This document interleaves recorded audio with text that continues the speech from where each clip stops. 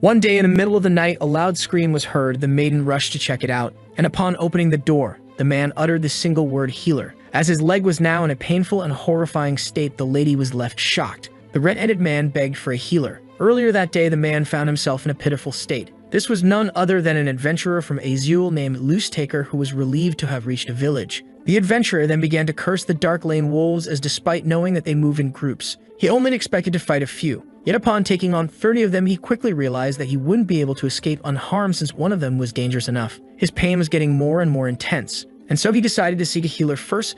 With that, Loose Taker made his way to the Adventurer's Guild in order to take out a loan. After handing him his receipt, the guild girl affirmed that his debt would be automatically repaid using the rewards of his next quest. Before urging him to go heal his wound, the man in great pain was overheard by someone as he expressed how hard it was to focus. And just as Loose Taker speculated that his injuries wouldn't let him reach the church, he was suddenly approached by someone. The man wearing all white asked him if he was seeking a healer, before affirming that his search ends right here, leaving the adventurer confused. After affirming that the services weren't expensive and were paid post-treatment, the adventurer grew suspicious of the one in all white, and so he asked for his healer's badge. Many frauds began to appear upon seeing how lucrative the healer's profession was, and so the Adventurer's Guild resorted to giving out the skill known as healer's badge. The adventurer asked the one in white to showcase his badge, seeing how only the fake ones used it so recklessly. But to his shock, the guild didn't grant him any due to his inability to use healing spells. Upon hearing this, the man resumed his way while mocking the one in white and treating him as a quack. The healer then pointed out the claw marks, stating that the adventurer's opponent must have been a powerful one. Confusion was then instilled as the one in the white coat pointed out how the fight must have happened nearby. Intrigue then turned into shock after the quack pointed out how the adventurer took on black maned wolves. The mysterious one then pointed out the injured ankle and how damaged the fighter's body must truly be. With that, Loose Taker was left utterly shocked upon seeing how precise this one's observation skills were. The smiling one then affirmed that despite his looks, his job was to treat people, before pointing out how expensive a priest was and how guild healers cost half. Yet when he demanded a cheaper price than both of them, the man lost all credibility in the eyes of the adventurer. With that being said, the injured one resumed his way as the shady man pointed out how useless healing spells will be and how he will suffer great pain. Loose Taker was then left annoyed, as it turned out that he and the mysterious white coat who asked him to come visit if he feels any pain were staying at the same place. Later that same night, the adventurer went to the church in order to get treated. Upon finishing up the healing, the priest demanded 620,000 gold for curing the services in the Sumneon Kang of Iber. The imposing price left the adventurer shocked. As he made his way to the inn, the man speculated that he got his money's worth, despite still feeling weird, yet he quickly decides to brush it off and pays the sensation no mind. Later the same night, his screams echoed through the inn as his leg began to swell up. Tears rolled down his eyes as a confusing pain was instilled, and so he urged the lady to call them a healer. Loose Taker was then left confused, seeing how he went to an expensive priest in order to be treated. But just then he recalled the white coat's words, stating how healing skills were useless in his condition, and how he proposed his services if the pain appears at night. With that, the man demanded to be treated by the sole magicless healer. It's just then he realized that he never got the man's name, Sumneon Kang, when suddenly he made his entrance. The magicless healer had finally arrived. Quack and Mocker had crossed paths once again. The healer then dismissed Julia. Before asking Loose Taker about the result of the expensive healers, yet the man pointed out that the results were obvious. The white coat then cracked a smile as his patient urged him to relieve him of pain. To the adventurer's shock, the mysterious man asked for 300,000 gold before proceeding with the treatments. This left the injured one in utter shock, so the smiling one affirmed that he wouldn't help unless he got his share. The man who tried to hide his anger claimed that he only wanted to know the reason behind the healer doubling his price. So the white coat explained that this was due to the pain being 3 times more intense. And just as he was about to exit the room due to the lack of funds, the hopeless man tried to bargain using his sword, pointing out that it was the only thing of value that he currently had, and that it could be easily resold for 200,000 gold. Upon examining the weapon, the quack grew suspicious of the said price. Yet he decided to make an exception and heal the man in exchange for his sword. The thankful adventurer was left shocked upon seeing his blade casually vanishing. As the examination began, the one in pain asked if his condition was fatal. So the quack affirmed that he would have cured him by force if his injuries were lethal, as he gently pressed the leg, leaving the man to scream in agony. The one in white pointed out how some cases were untreatable by healing spells, and how poison was one of them, leaving the man shocked. With that, the one in pain was handed a particular item, a fruit from the black lingonberry tree, which was a poisonous plant that could cause paralysis at mere contact. According to the one in white, these properties were the reason the black wolves dwelled around it, seeing how useful its paralyzing powers would be against any prey, making the man realize the true nature of his condition. With that, the adventurer began to panic and urged the healer to save him from a paralyzed leg. As he made a mysterious purple potion appear, the one in white affirmed that there was one cure. Loose Taker then began to shiver upon seeing the healer pull out a knife and demanded to know its use. So the quack affirmed that the black lingonberry antidote shouldn't be drank but directly applied to the wound, and how he would rather not use such methods, seeing how well his leg was restored. Yet the healer claimed that he had no other choice while the patient was left terrified. The quack then explained that he was truly unable to resort to healing spells, and how he didn't possess anything to deal with the pain, leaving the man to scream in agony as he opened his leg. The one in white asked his patient to stay still in order to not worsen his case. As he poured the first bottle, the healer pointed out how he was expected to use healing spells. The quack then decided to apply the second bottle while asking the man to either take the pain or succumb to it. The Samyam Kang, who was a shady healer from Azul who had chosen this life as healers with no magic could only live as quacks. 3 years ago, our hero appeared in an unknown cave, yet the scenery seemed familiar as he was being given a new class. The man was now in a dimension, filled with magic beasts and sorcery. Upon being assigned a class, our hero was intrigued as he was chosen as a healer in this new dimension. Yet luck was on his side as he wasn't the only Earthling here, as he and the rest of the travelers began to argue whether they should leave or stay in this new world. The protagonist related his situation to a fantasy novel, and especially the status window who designated him as a healer, which left him intrigued upon seeing a question mark in his title. With that being said, a lady proposed to seek survival before anything, seeing how their teamwork could allow them to counter the countless hordes of monsters. The protagonist was then left intrigued as she pointed out how everyone received classes and skills, and so he checking his skills. Our hero discovered that he possessed a skill that allowed precise cuts, one that allowed him to understand all languages, and one that enhanced his perception. This left him and others shocked as despite being a healer, he didn't possess any healing spells. Back to the present, at the end of the operation, the quack affirmed to his patient that it was a success and that he wouldn't be able to use his leg for a couple of days. This left Loose Taker deeply thankful, stating that the one in white had saved his life, yet Samyam Kang affirmed that his life wasn't on the line. The adventurer was left stunned upon seeing how his leg was cured without resorting to magic. Before apologizing to our hero for treating him as a quack, Samyam Kang affirmed that no harm was done, seeing how little plausible a healer with no heal was. The adventurer grew fond of the healer's kind nature. But then Samyam Kang affirmed that he enjoyed seeing those who mock him begging for his help, making the cured one realize his true petty nature. Later on in the Bidsfall restaurant, our hero ordered an in-meal combo from the employee known as Julia. Samyam Kang then decided to update his journal while waiting for the meal. The quack began to think of the new habits he picked up in this world, as this new dimension was filled with monsters and lethal contaminated areas. Each day here was a fight against death. Samyam Kang was counting the days in hope of returning to his home world. But just then he noticed a sudden scream. Julia had injured herself. Samyam Kang rushed to the lady and startled her, before asking Julia to let him examine her injury, yet she affirmed that she wasn't harmed, and so in order to save some time, our hero activated his observation eye and gazed into the wound. This made him realize that Julia had merely injured her finger and that stopping the bleeding would be enough. The lady then accepted the smiling one's services after he stated that an injured hand couldn't possibly prepare a proper meal. With that, our hero used stench in order to patch up the wounds, leaving the girl thankful. Samyam Kang was then pleased to see that this earned him an additional point that could be used to spin the roulette. With that, our hero decided to use it 5 consecutive times. The first 4 earned him miserable rewards, which left the healer greatly annoyed.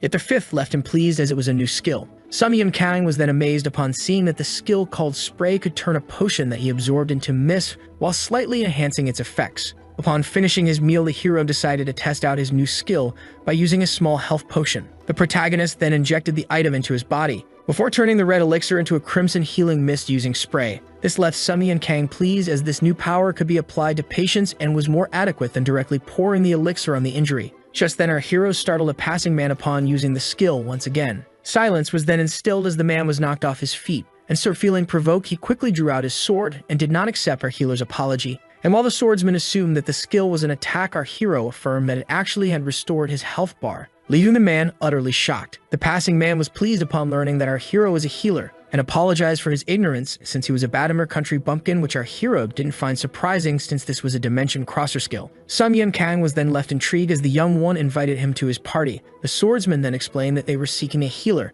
and that he already had 3 people in his party. Samyam Kang was intrigued by the nature of the quest, so the swordsman explained that they would be hunting rare monsters, and that their reward was 1,200,000 gold, leaving our hero quite impressed. This seemed like a good offer, seeing how he would be the only healer in the party. At the same time, at the Adventurers Guild, an injured man asked a healer to showcase his power. The young one affirmed that he was perfect to take on the role of their party's healer, Later on at the Adventurers Guild, the adventurers were left shocked, as well as Rick, who got tapped on the shoulder by our hero, who assumed that they would be a team of 4, not 5. With that being said, the party realized that they had recruited 2 healers by mistake. The man then explained to both of them that each individual's share will become smaller the bigger the party gets, yet both of them affirmed that they had no problem with it. This made Sun Yeon Kang realize that he and the other healer were after the same thing. With that being said, the party leaders Sun Yeon Kang, Fariel, and our hero introduced themselves to each other. The other healer began to give him dark gazes. Later on, as they made their way into the woods, the girl began to state how relieved she was to have 2 healers by her side,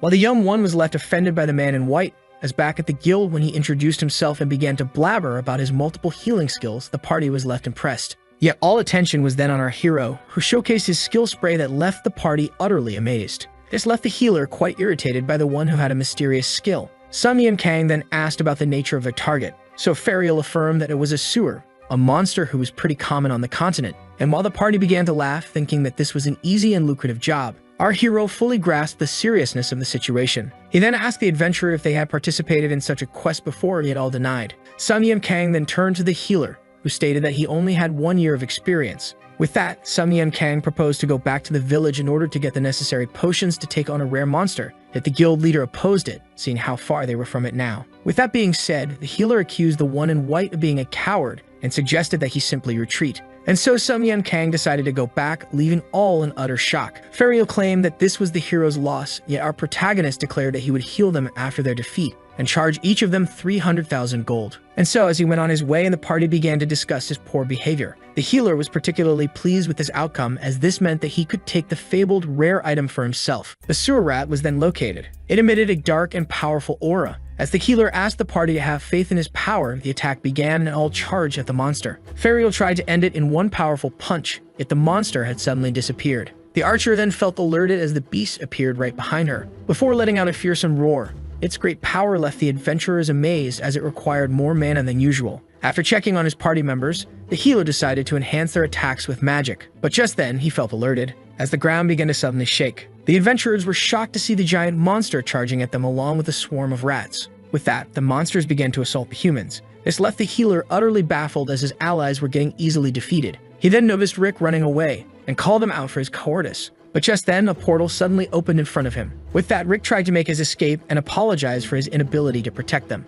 But to him and the healer's surprise, they were now face to face. This made the swordsmen realize that they had no way of escaping, and just as the healer was about to lose faith, an arriving presence pointed out that this outcome was expected. Just like that, the healer was shocked upon feeling a green magic envelope him. The hero asked them to think carefully, as no one would put such a high price on a mere rat. With that, Sun Yeon Kang regretted not asking more for his services. As the green magic began to repel the rats, the healer was shocked to see our hero arrive. Sun Yeon Kang pointed out how the rats were charging once again. He then recalled how Martbello claimed to have the skill Shield of Light, but quickly felt alerted as the young man began to cry about having no mana left. With that being said, the protagonist decided to use an item in order to restore the lost mana. Just like that, Absorb and Spray were used in order to enhance the effect of the mana regeneration potion on the young man. Seeing this left him utterly amazed, as he recalled how he was once told about such skill being impossible, and that he should be humble since the only ones who possessed such powers would be the great gods. The hero was then left confused as the young man suddenly bowed.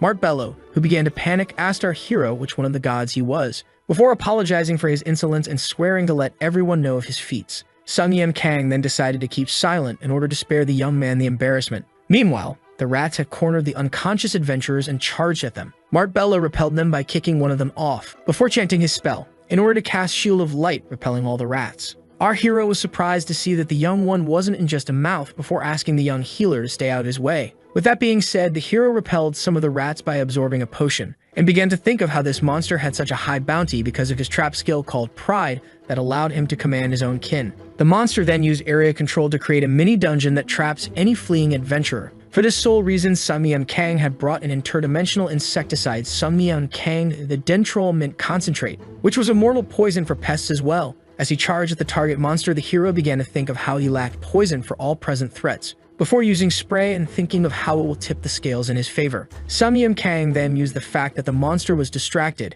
as an opportunity to grab and stab him in the skull using incision. The beast then let out a great scream of pain, before charging up front in order to slam the annoyed white coat into a nearby tree. with that the rat slammed his own head into the wall. Our hero, who had escaped a crushing death, noticed the giant threat was oozing pride. Meanwhile, Mark Bello continued chanting his prayer in order to stay out of the hero's way, before noticing that no rat was charging at him. To his surprise, the one in white found himself overwhelmed by the numerous pests. The healer tried to propose a helping hand to Sun Yan Kang, who quickly declined, before using a regeneration potion that would grant him constant regeneration, and with that being said, the quack had to slay the monster before the effects disappeared. But just as he was getting overwhelmed by the sheer numbers, the giant threat charged at him and suddenly bit his leg. This left our hero in an agonizing state of pain. He then slashed the monster's head in order to free himself from its grasp. This led to the healing potion's effect to disappear. As he used stench to patch up the wound, the hero pointed out how the monster must be proud of himself due to his unique status. Sun Yan Kang then felt alerted, as the giant one inflicted him with a debuff known as intense pressure that doubles mana cost and damage taken. This left our hero alerted, as this debuff would greatly restrict his use of mana, with that the sewer rats charge at the quack. Yet our hero was left unimpressed, as mana wasn't necessary to win this fight. Sun Yan Kang then used incision on the monster's vital parts, with that the monster was stabbed in the neck. As our hero pulled out his knife, the beast fell to the ground. Sun Yan Kang began to think that his injuries were in fact light wounds, and that he didn't see himself living to see the end of this day. Just then he was notified by the system that he had earned himself a reward along with achievement Rare 1v1 upon taking on the rat alone, which left him pleased. Yet all would have been for nothing if the healer had intervened. Sun Yan Kang was surprised to see that even the achievement reward was in the form of roulette. This allowed him to acquire the skill Throw that doubles damage through accuracy, and while enhancing the effect of the projectile. This left our hero disappointed, but just then he focused on the buff part and realized that even the weakest of poison projectiles could become a lethal weapon. But just as something had got his attention, he was suddenly approached by the healer. But as the young man began to babble about the fact that he wouldn't speak a word about today, the protagonist brushed him off and asked him to wake up the rest of the party.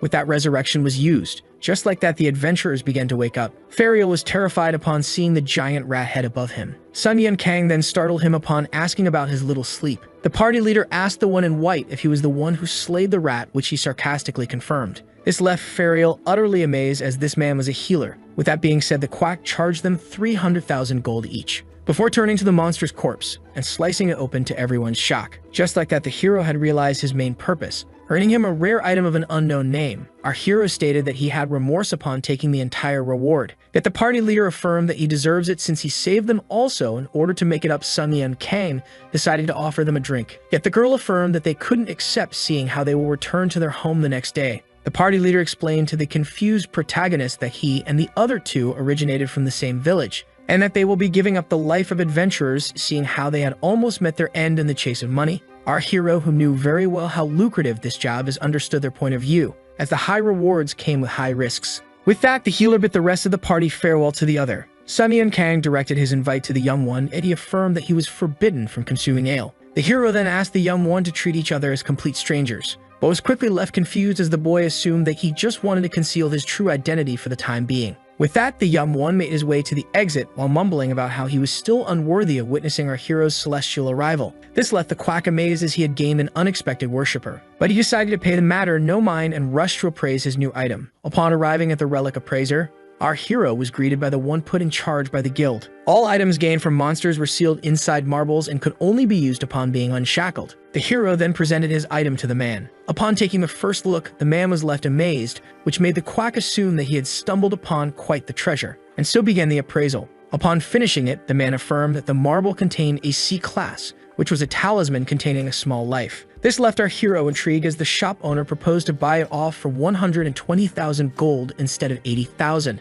With that being said, our hero pulled out a potion and poured it on the marble, yet to no results. Sun Yan Kang explained that this was a Latatia potion, which was a popular mixture that glows upon touching blood. The hero then explained that he used it on the knife that he used to slay the rare beast. The blade then began to glow as our hero poured the potion on it and explained that despite cleaning it, some blood still remained on the metal. The shop owner then began to panic, as our hero stated that the marbles should have more blood on the knife, seeing how it resided in the insides of the monster. But there was one exception. Suddenly, Sun Yan Kang grabbed the man's head and slammed it into the table while stating that this marble was a fake. And so the beating carried on, until the man found himself covered in blood and potion. He tried to defend himself by stating that the guild was on his side, yet Sun Yan Kang wasn't impressed, as he slammed the man's head into the table even harder. And just as the man couldn't take it anymore, our hero used stench to heal his injuries, leaving him shocked. The scary-looking one in white then remembered that he hadn't given his name yet, while the one with an eye patch realized his true profession. Our hero introduced himself as a healer, which left the man feeling alerted.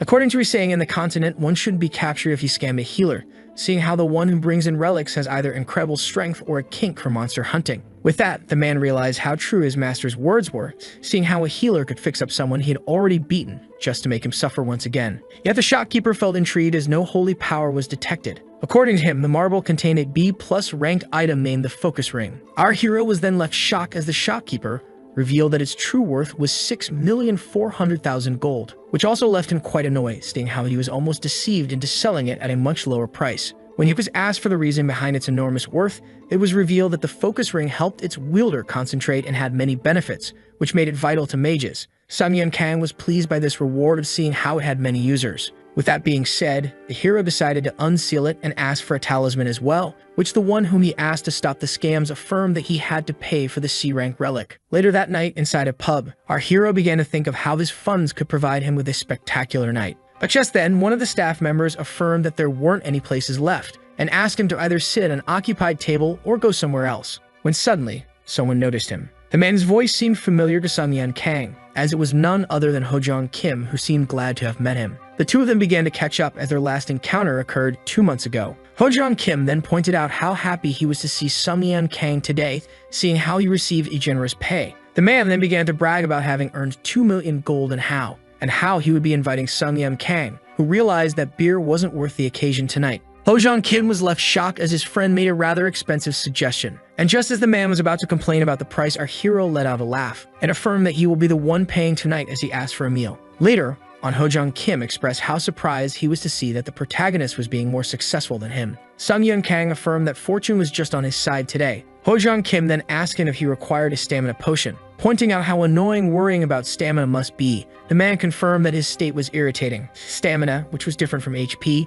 didn't need potions to be restored, yet our hero needed it in order to use his skills. At first, Sun Yun Kang assumed that him being an earthling was the reason behind him being magicless. Yet it turned out that others from like Ho-jong Kim were able to use spells unlike him. The man then pointed out how it must also have its benefits, which our hero confirmed, seeing how cheaper stamina potions were compared to mana. With that being said, Ho-jong Kim proposed a toast to them and all those who have pitiful powers. The earthlings cheerfully banged their cups. Later on, Ho-jong Kim, while drinking, got carried away. With that, Sun Yun Kang decided to ask him about a certain matter which Ho-jong Kim assumed to be important, and quickly realized that the matter must be vital, seeing how Sun Yun Kang demanded to turn off the universal translator skill. As both of them were plunged into a sea of alien words, Ho-jong Kim asked our hero if he had found a way back to Earth, which he denied. Instead, he wanted to talk about his new skill, seeing how the skill throw had a black star in its title. This left Ho-jong Kim confused, as our hero affirmed that he also hadn't come across something like that, and how it exceeded a regular skill. And so Ho-jong Kim speculated that he should also go slay rare monsters despite not knowing anything about it.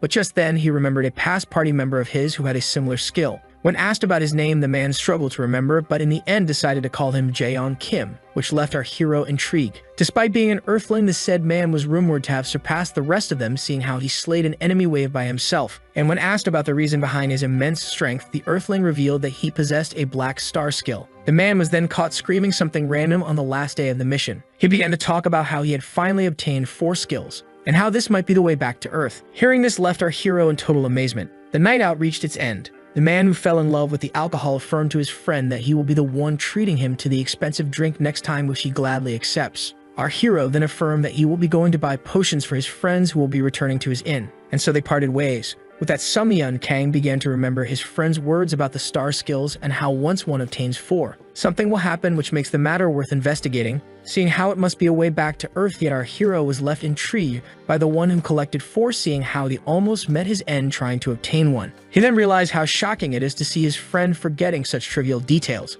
With that being said, our hero decided to work well tomorrow in order to earn additional points. The next day at the market of the Hein village, those passing by were left intrigued upon seeing a sign that assures that a healer will cure them for cheap and is even willing to bargain for his services. The smiling Sun Yun Kang then welcomed his potential customers. Upon being questioned about his profession, our hero affirmed that he cures people for a living, when suddenly he was recognized by a passing lady who began to mock him for being a fake healer who didn't receive a healing badge for having no magic. And so he became the subject of the crowd's bad mouths. And just like that, the front of his stand was rendered empty, yet it was no surprise. But just then, the healer, who was aware that his customers weren't the fighters, was approached by a lady. His true clients were folks like the one who asked him if he was truly open for bargain, before proposing a basket of potatoes in exchange for his services. A smile was then drawn on the lady's face as the young man accepted and asked her about her condition. So she explains how she injured her arm on the farm. Fear then covered her face as she explained how someone she knew died from an infected finger upon being injured by a hoe. Sun Kang quickly realized that the disease in question was an incurable bacteria known as tetanus, seeing how no vaccine existed in this world. With that, he uses his observation skills in order to properly assess the state of the wound. It turned out that the injury was, in fact, a hoe scratch from 2 days ago, which could get infected if the bandage isn't regularly renewed. This left the quack relieved, as it wasn't the terrifying disease. He then reassured the lady that her state wasn't lethal. With that being said, he handed her an item, claiming it to be the cure. Our hero presented a cream as a semi-solid potion, and asked her to apply it on the wound in the morning and at night, as well as change her bandage. But just then, he realized that the lady didn't possess one, and so he excused himself. In order to craft the needed tissue using his fabric-making skill on some hay, Sun Kang even decided to make some more, seeing how pricey it was for the commoners. Upon being treated, the lady felt very thankful and asked her lord to protect the kind young man. The protagonist was pleased with this start, seeing how it earned him some points. Upon seeing this, the villagers' attention was attracted, and so they rushed to the healer, who didn't demand money to check up on them. This left our hero quite pleased, as he earned a total of 172 points along with the thankful prayers of the villagers. Sun Kang was overjoyed by how little challenge he had to face in order to get some points. Despite hunting being a decent option, our hero preferred to farm points by curing the villagers. But just as he began to wish for all his future customers to be like the humble villagers, his case of potions was suddenly hit, which attracted our hero's attention, as a mysterious figure called him out for the poor state of his shop, before demanding some potions. Upon seeing what just happened, our hero, who was greatly irritated, tried his best to contain his anger, and asked the blonde one what he sought exactly. Our hero was then intrigued by the boy, seeing how he was clearly one of noble blood present in a street vendor shop like his. Sun Kang then reached out to his semi-solid potions, and affirmed to the young one that this was all he had to currently offer. This made the blonde one and his bodyguard realize that this was the man they were seeking. The arrogant one then pointed out that the healer was fortunate, stating how he was Lihart Irelev, the third son of his house. This intrigued the protagonist, seeing how the boy's family had an imposing word in this domain. The quack then asked for the reason behind their presence, and so the guard politely bowed, and stated that the head of their house had formerly required his services. Hearing this left the hero intrigued, as there was no apparent reason for a prideful house to request his services.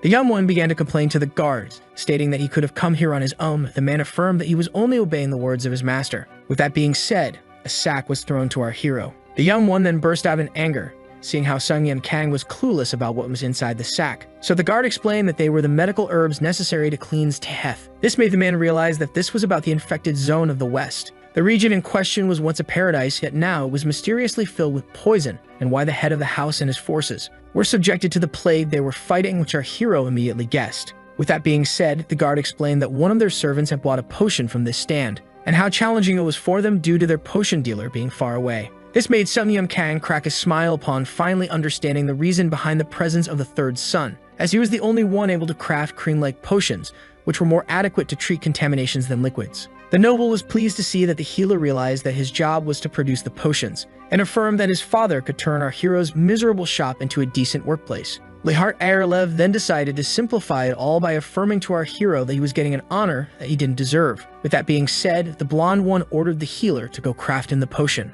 Yet upon hearing him reject the order, the commander and his bodyguard were left quite shocked. With that, the blonde one, who grew angrier by the second, asked the healer to repeat what he just said. His servant had to hold him down as he was being rejected for a second time. The blonde one burst in anger, affirming that the offer of his father was too generous for those of the quack's kind. But our hero explained that he wasn't the person that they needed, seeing how he wasn't a pharmacist. Sun Kang was very well aware of how lucrative this job was, yet taking it on would result in a career full of similar missions, and his main concern was to earn points. But the main reason behind his refusal was the insolence demonstrated by the young noble. Just then, a young boy came rushing to the healer. Our hero was shocked to see the boy named Wall crying while carrying his brother, who seemed in a really bad state. The observation skill then revealed that the boy's finger was torn off by a sickle, which placed his life on the line. Our hero decided to disinfect the wound, seeing how it was made with a dirty farming tool. Laughter was then heard as Wall grew worried sick about his brother's safety. The noble found this scene to be pitiful, and affirmed that a pharmacist like our hero couldn't treat such a case, seeing how he was only able to deal with diseases and poisons.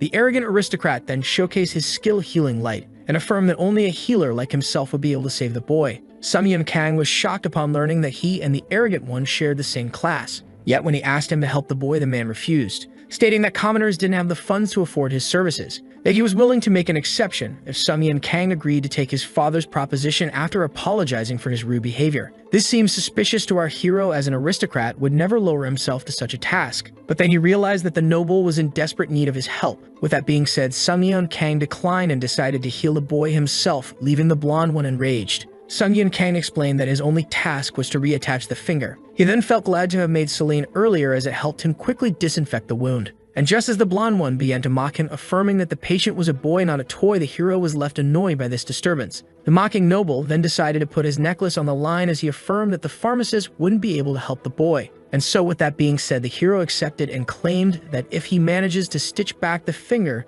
the noble would have to heal and feed the commoners for 3 days. The prideful one had no choice but to agree, and added that in case of failure, Sung Yun Kang would have to renounce his title of healer and accept his father's deal. Despite the hero's claim, he was well aware of how challenging reattaching a finger in the middle of the market, yet managed to ease the task by using his skills to craft a thread from the mana potion, which was ideal for surgery. With that observation, skill was used in order to give him a better view of the boy's hand. And just as the aristocrat began to think that the quack had no chance, he and the rest of them were suddenly left shocked. The protagonist had established a few rules upon living as an illegal doctor, the fifth being that one shouldn't wait for advanced skills, but combine what he has with his knowledge and use them at the peak of their potential. Just like that, Sung Yun Kang was able to reattach the young one's finger. With that, the operation was a success. The challenging operation was possible due to the right combination of skills, and despite it being a heavy burden on the brain, the item focus ring helped our hero ease the task. But just as he was about to patch up the skin, he was left shocked, as his stamina had almost run out, and so he rushed to reattach the finger before the bar becomes completely empty. With that being said, the thread was cut. Our hero was pleased as the finger was fully reattached. The noble began to shiver in fear as the commoner was overjoyed by this success. The quack felt relieved, as he would have lost consciousness if the operation lasted a few seconds longer. With that being said, he decided to restore his stamina and use the skill fully recovered in order to fully restore the young one's finger. With that, the operation came to an end. The noble was left particularly irritated and affirmed that the finger surely wouldn't work. So the quack proposed to put it to the test, making the noble use the skill resurrection on the unconscious patient. The boy woke up to the two men and began to move his hand on the doctor's orders. This left the quack satisfied, while the aristocrat was left stunned. Sung Yun Kang then turned to the man, reminding him of their bet. Just like that, the third son of the house Lihart found himself giving up his necklace of fortune and offering his services to the people for free. All were left shocked. The defeated one then threw his necklace on the ground, admitting the hero's painful victory, making the healer call him out for his vulgar manners. Just like that, the quack earned the necklace of fortune that decreases one's bad luck when being used. Wall then thanked the doctor for his help and asked him if he truly believed that the aristocrat was a man of his word. The quack explained that his father must be a man of honor, who will surely force him, and asked them to tell everyone that free meals and healing services were now available in the square. Later that night in the Bitsfall Inn, Julia asked the hero if he was aware of what just happened. The doctor, who was exhausted, asked to be enlightened. She revealed to the hero that the third son of House Erlev is giving free meals to the many people passing by in his new free clinic inside the square. And when the lady pointed out that the doctor's business would surely be affected, the hero explained that this was of little importance, seeing how the folks were getting helped. This made him appear like an angelic figure in Julia's mind, yet in reality, Sung Yun Kang secretly enjoyed the men's misery. The man then asked her to use the potatoes that he brought to cook him a meal. The lady became determined to serve him a plate that would surely cheer him up, which he couldn't help but admire. But in reality, our hero knew very well that a simple meal couldn't possibly help, seeing how he mostly got miserable rewards from 10 expensive and consecutive roulette spins. Then again, the quack was aware that only receiving skills from the system would be something strange. His comfort was obtaining the item known as the Crystal of Vitality and a ticket that expands his inventory. The quack quickly decided to use the second item, earning him an extra slot. And just as he admired the stamina-increasing crystal, he was suddenly approached by someone who was well aware of its powers. This someone turned out to be Hojang, who came here for the inn's delicious food. Hojang wanted to use his opportunity to show his friend his crystal enhancement ticket, and felt proud of himself to offer this ticket to the quack. Yet upon seeing it, the quack pointed out how the ticket was for fortune-making, making the friend assume that he didn't desire it, so he quickly took it to clear all misunderstandings. Just then, the man noticed, still had the focus ring, and assumed that he decided to keep it, so Sung Yun Kang revealed that he only needed it in order to solve a certain problem. The healer then explained that no random seller should be dealt with when selling this rare ring. And so Hojang proposed to point the quack to a decent merchant. Let's run to a shop that sells weapons. Sung Yun Kang was impressed with the quality of the shop, seeing how it was his friend's recommendation. The shop owner was then greeted by the young man, who explained that he was here to sell him some items. Sung Yim Kang was then left confused as the man pointed out how the necklace was broken. This left him annoyed by the noble, seeing how he certainly damaged it by throwing it on the ground. But irritation was then replaced with thankfulness upon hearing the necklace's worth. Our hero then presented his rare item to the shopkeeper, who quickly recognized its value. With that being said, the hero decided to look around the shop as the old man checked out his records. The quack was looking for any useful item when he stumbled upon a crossbow, and just as he reached to grab it, wondering if he should ask about the long-range weapon, something unexpected happened. Our hero was left confused, as the system mysteriously urged him to get this weapon at all costs. Our hero was unable to fully understand it, as up until now the system only made statements, yet never had it ordered him or issued a command. This made Sung Yim Kang feel as if someone was observing him. But just then, he was snapped back to reality by the shopkeeper, who came to check on him. So the healer claimed to have been focusing on his own thoughts. With that being said, he asked if the weapon in question was unique. According to the old man, this was the rare Freya crossbow that was just extracted from a relic. The shopkeeper explained how it pairs with the connection pouch of Freya, and how any item placed in the pouch will turn into ammo for the crossbow. After he explains how it can shoot 5 projectiles in a row to the young man, the impressed one asked about the weapon's price, speculating it to be a lot. Sung Yim Kang quickly realized that he couldn't afford the crossbow, seeing how it cost 15 million gold. But the old man proposed a small discount for immediate purchase, and stated to the hero that he will buy his focus ring for 6.5 million, seeing how this was the last market price. The healer quickly realized that selling the necklace and the ring wouldn't be enough to purchase the crossbow even when backed up by his emergency funds, and so he decides to put a little theory to the test, and ask whoever was watching him to send him 4 million gold, but to no response, which didn't quite surprise the quack. With that being said, the old man proposed to save the crossbow for our hero until he can afford it, which left the young man shocked. The shopkeeper then explained that the quack will certainly be able to quickly afford it, judging by the ring and the necklace. His kind sense of business made Sung Yim Kang realize why Ho-jong pointed him to this place, and so he accepted the old man's offer. With it, he purchased some items before making his leave. The next day at the Adventurers Guild, our hero, who was equipped with the Brooch of Vitality that increases one's stamina and ticket choices, knew very well that free work was the best way to earn points, yet in order to earn a living one must seek the board of the Adventurers Guild, despite wanting to get a loan from Ho-jong.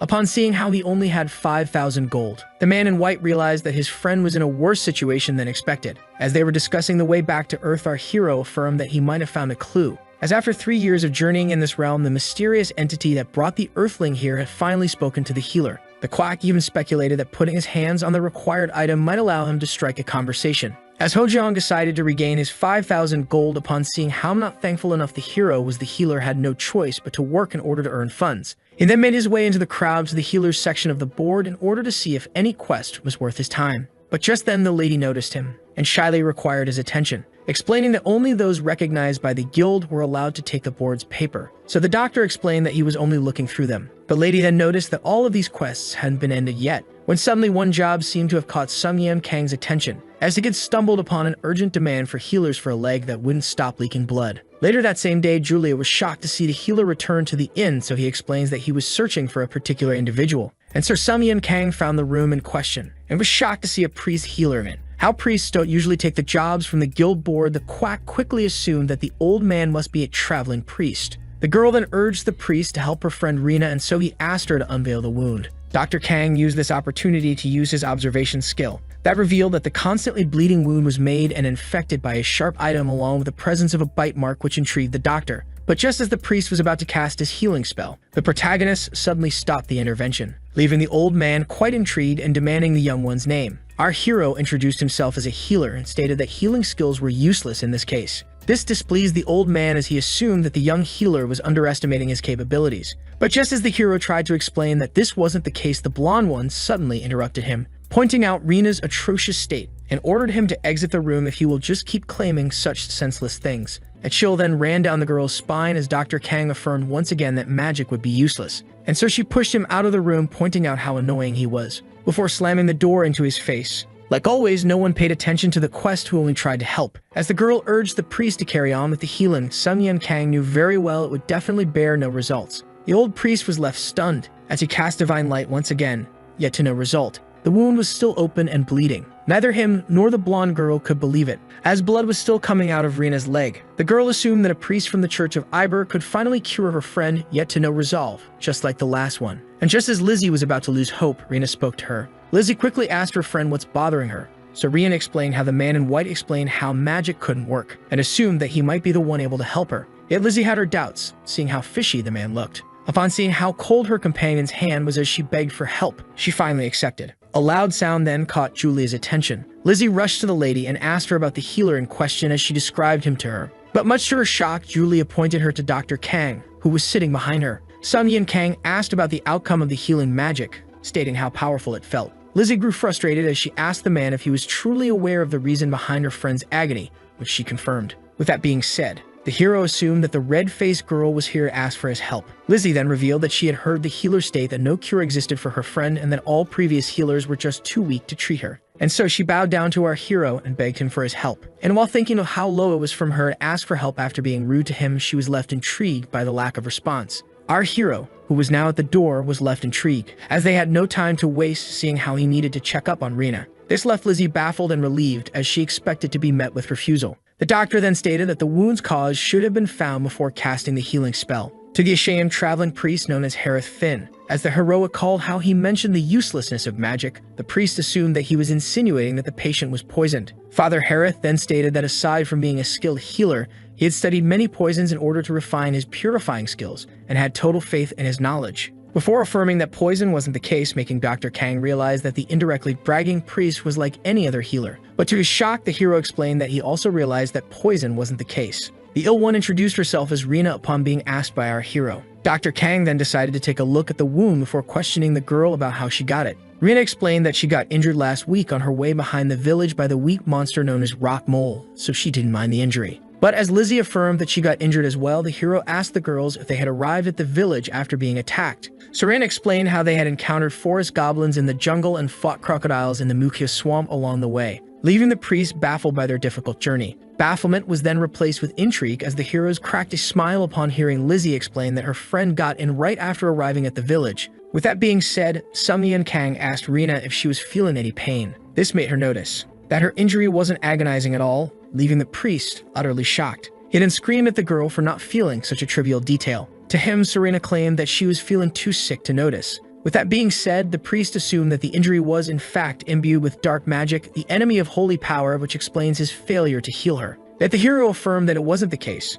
and if that black magic was truly at work, holy power would have plunged the girl in pain, leaving him utterly annoyed. As he summoned up a potion, Dr. Kang affirmed that only one option remained. Before combining the skills spray and absorb in order to project the potion onto the girl. This left the priest surprised, seeing how the liquid was turned into a mist, while Lizzie was left utterly shocked, as the incurable wound suddenly stopped leaking blood. The protagonist then pointed out that handmade dental mint extract was perfect for exterminating insects. The mention of bugs left Rena shocked. The hero then pointed out the presence of bite marks that were previously concealed by the blood, and how the girl must have been exposed to the bugs that reside in the Mukia swamp. This intrigued Rena as despite not having a first aid kit, she was the only one that got infected. The doctor then turned to Lizzie and asked her about the exact injury spots, making her state that she was hit in her upper part while Rena was injured in the leg. This made the girl realize that Rena's wound was the only one that touched the water. The doctor confirmed, stating that the contamination must have happened in the waters of the swamp. The priest finally understood his error as the young one explained how healing skills wouldn't work if an alien substance resided in the body of a patient. This made Lizzie assume that her friend was finally cured, yet the hero affirmed that this was only a temporary state,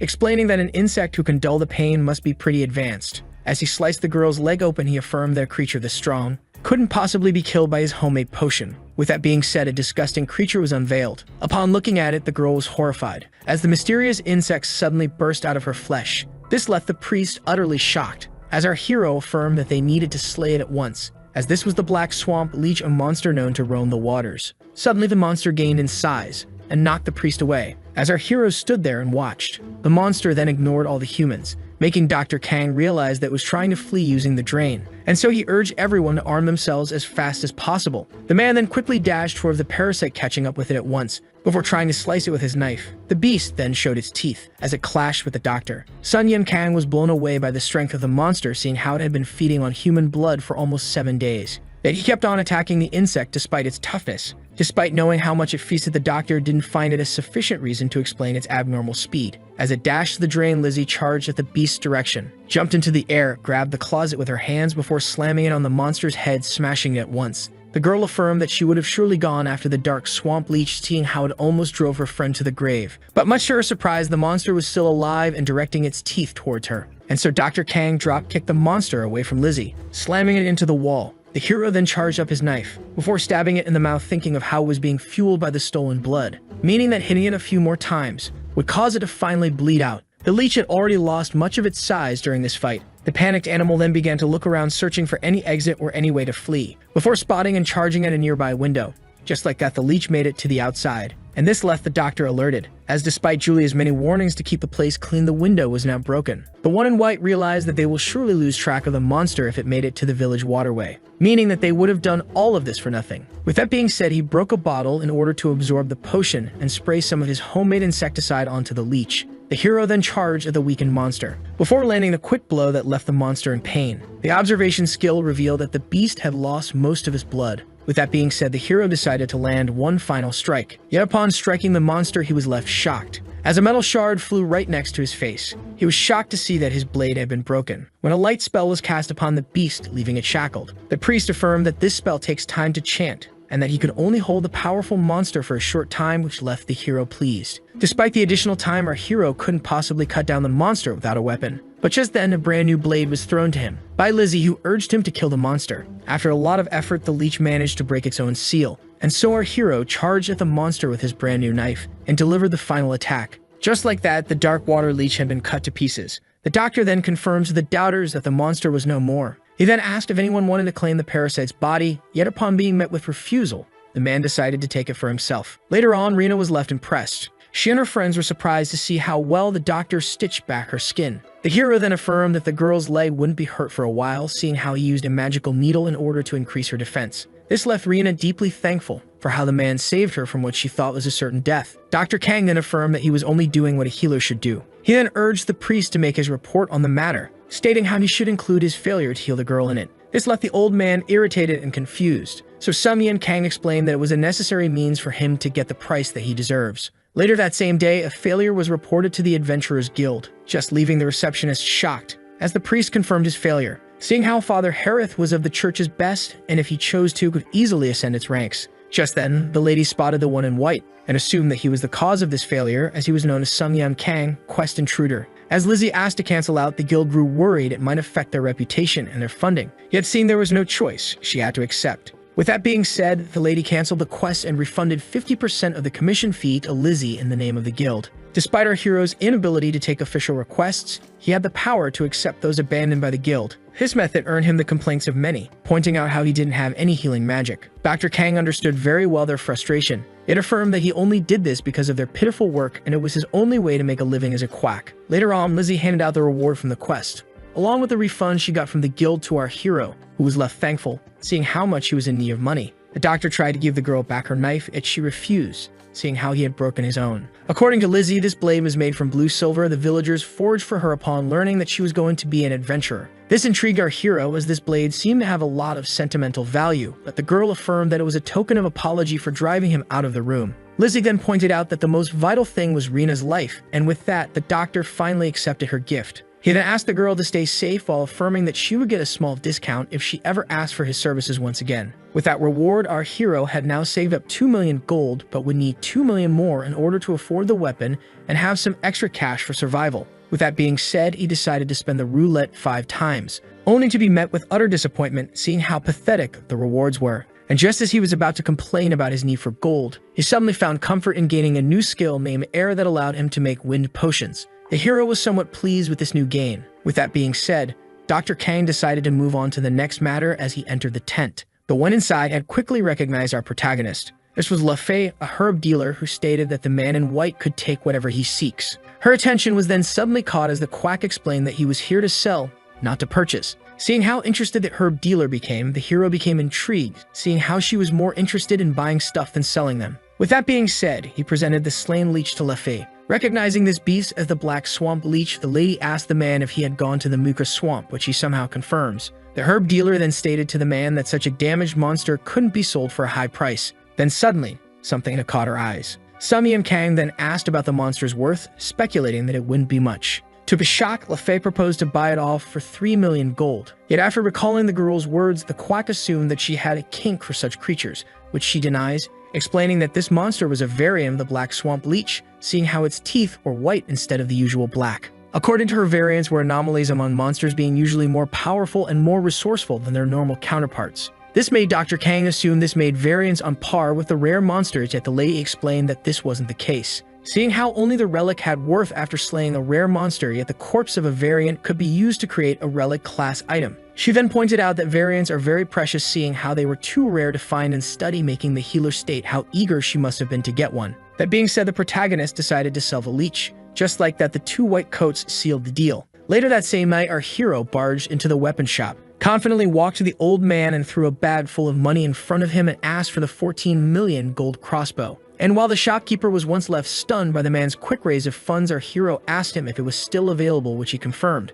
with that the weapon had been handed over to its new owner. With the crossbow now in his hands, Sun Yun Kang was happy to finally acquire the item requested by the system itself, expecting the entity to appear. But to his surprise, nothing happened once again. Neither that same night at the inn. Seeing how acquiring the crossbow wasn't enough, he decided to transfer it into his inventory. He was then left shocked as the system spoke to him once again. Suddenly, a system window appeared right in front of him. The doctor couldn't believe it. As the system window began to glitch, the hero speculated that the glitched message had appeared due to him getting the crossbow, yet he couldn't fully read it, and notified the entity about a glitch in the system. The healer grew frustrated, seeing how he did everything he could to get its desired weapon. And so he commanded the entity to reveal itself and stop stalking him, as he just wanted to have a conversation with it. When suddenly a new system window had appeared. Seeing the black star made the healer realize that the entity was using it as its own mark. With that being said, it decided to respond, claiming that it will answer 5 questions asked by Sun Yun Kang. On the day it all began, many Earthlings were killed while others had survived. Those survivors began to argue whether they should settle in this new world or seek a way back to Earth. And so one of them proposed to use their skills in order to make a living in this world, and that they should each go in their different separate way and seek a way back home if their heart desires it. Yet all of this occurred 3 years ago. Back to the present, the hero began to think carefully, as these questions could reveal a way to return back to Earth. He then decided to choose his words wisely, seeing how the messages were getting shorter, meaning that their communication must be something forbidden. With that being said, Dr. Kang asked the entity if it was the one that teleported them here. His theory was confirmed as the one behind this system affirmed it. The system then replied with a simple yes as our hero asked it about its identity and its goal. This left the hero disappointed, as only confirmation or denial were the available options. Based on the hero's question, the entity affirmed that a way back to the homeworld existed, yet none had managed to take it. This surprised our hero, as it made him realize that even the one rumored to have a black star skill couldn't return to Earth. And so he pulled out a notebook in order to get as much intel as possible, stating how the entity must have a purpose taking them from their homes,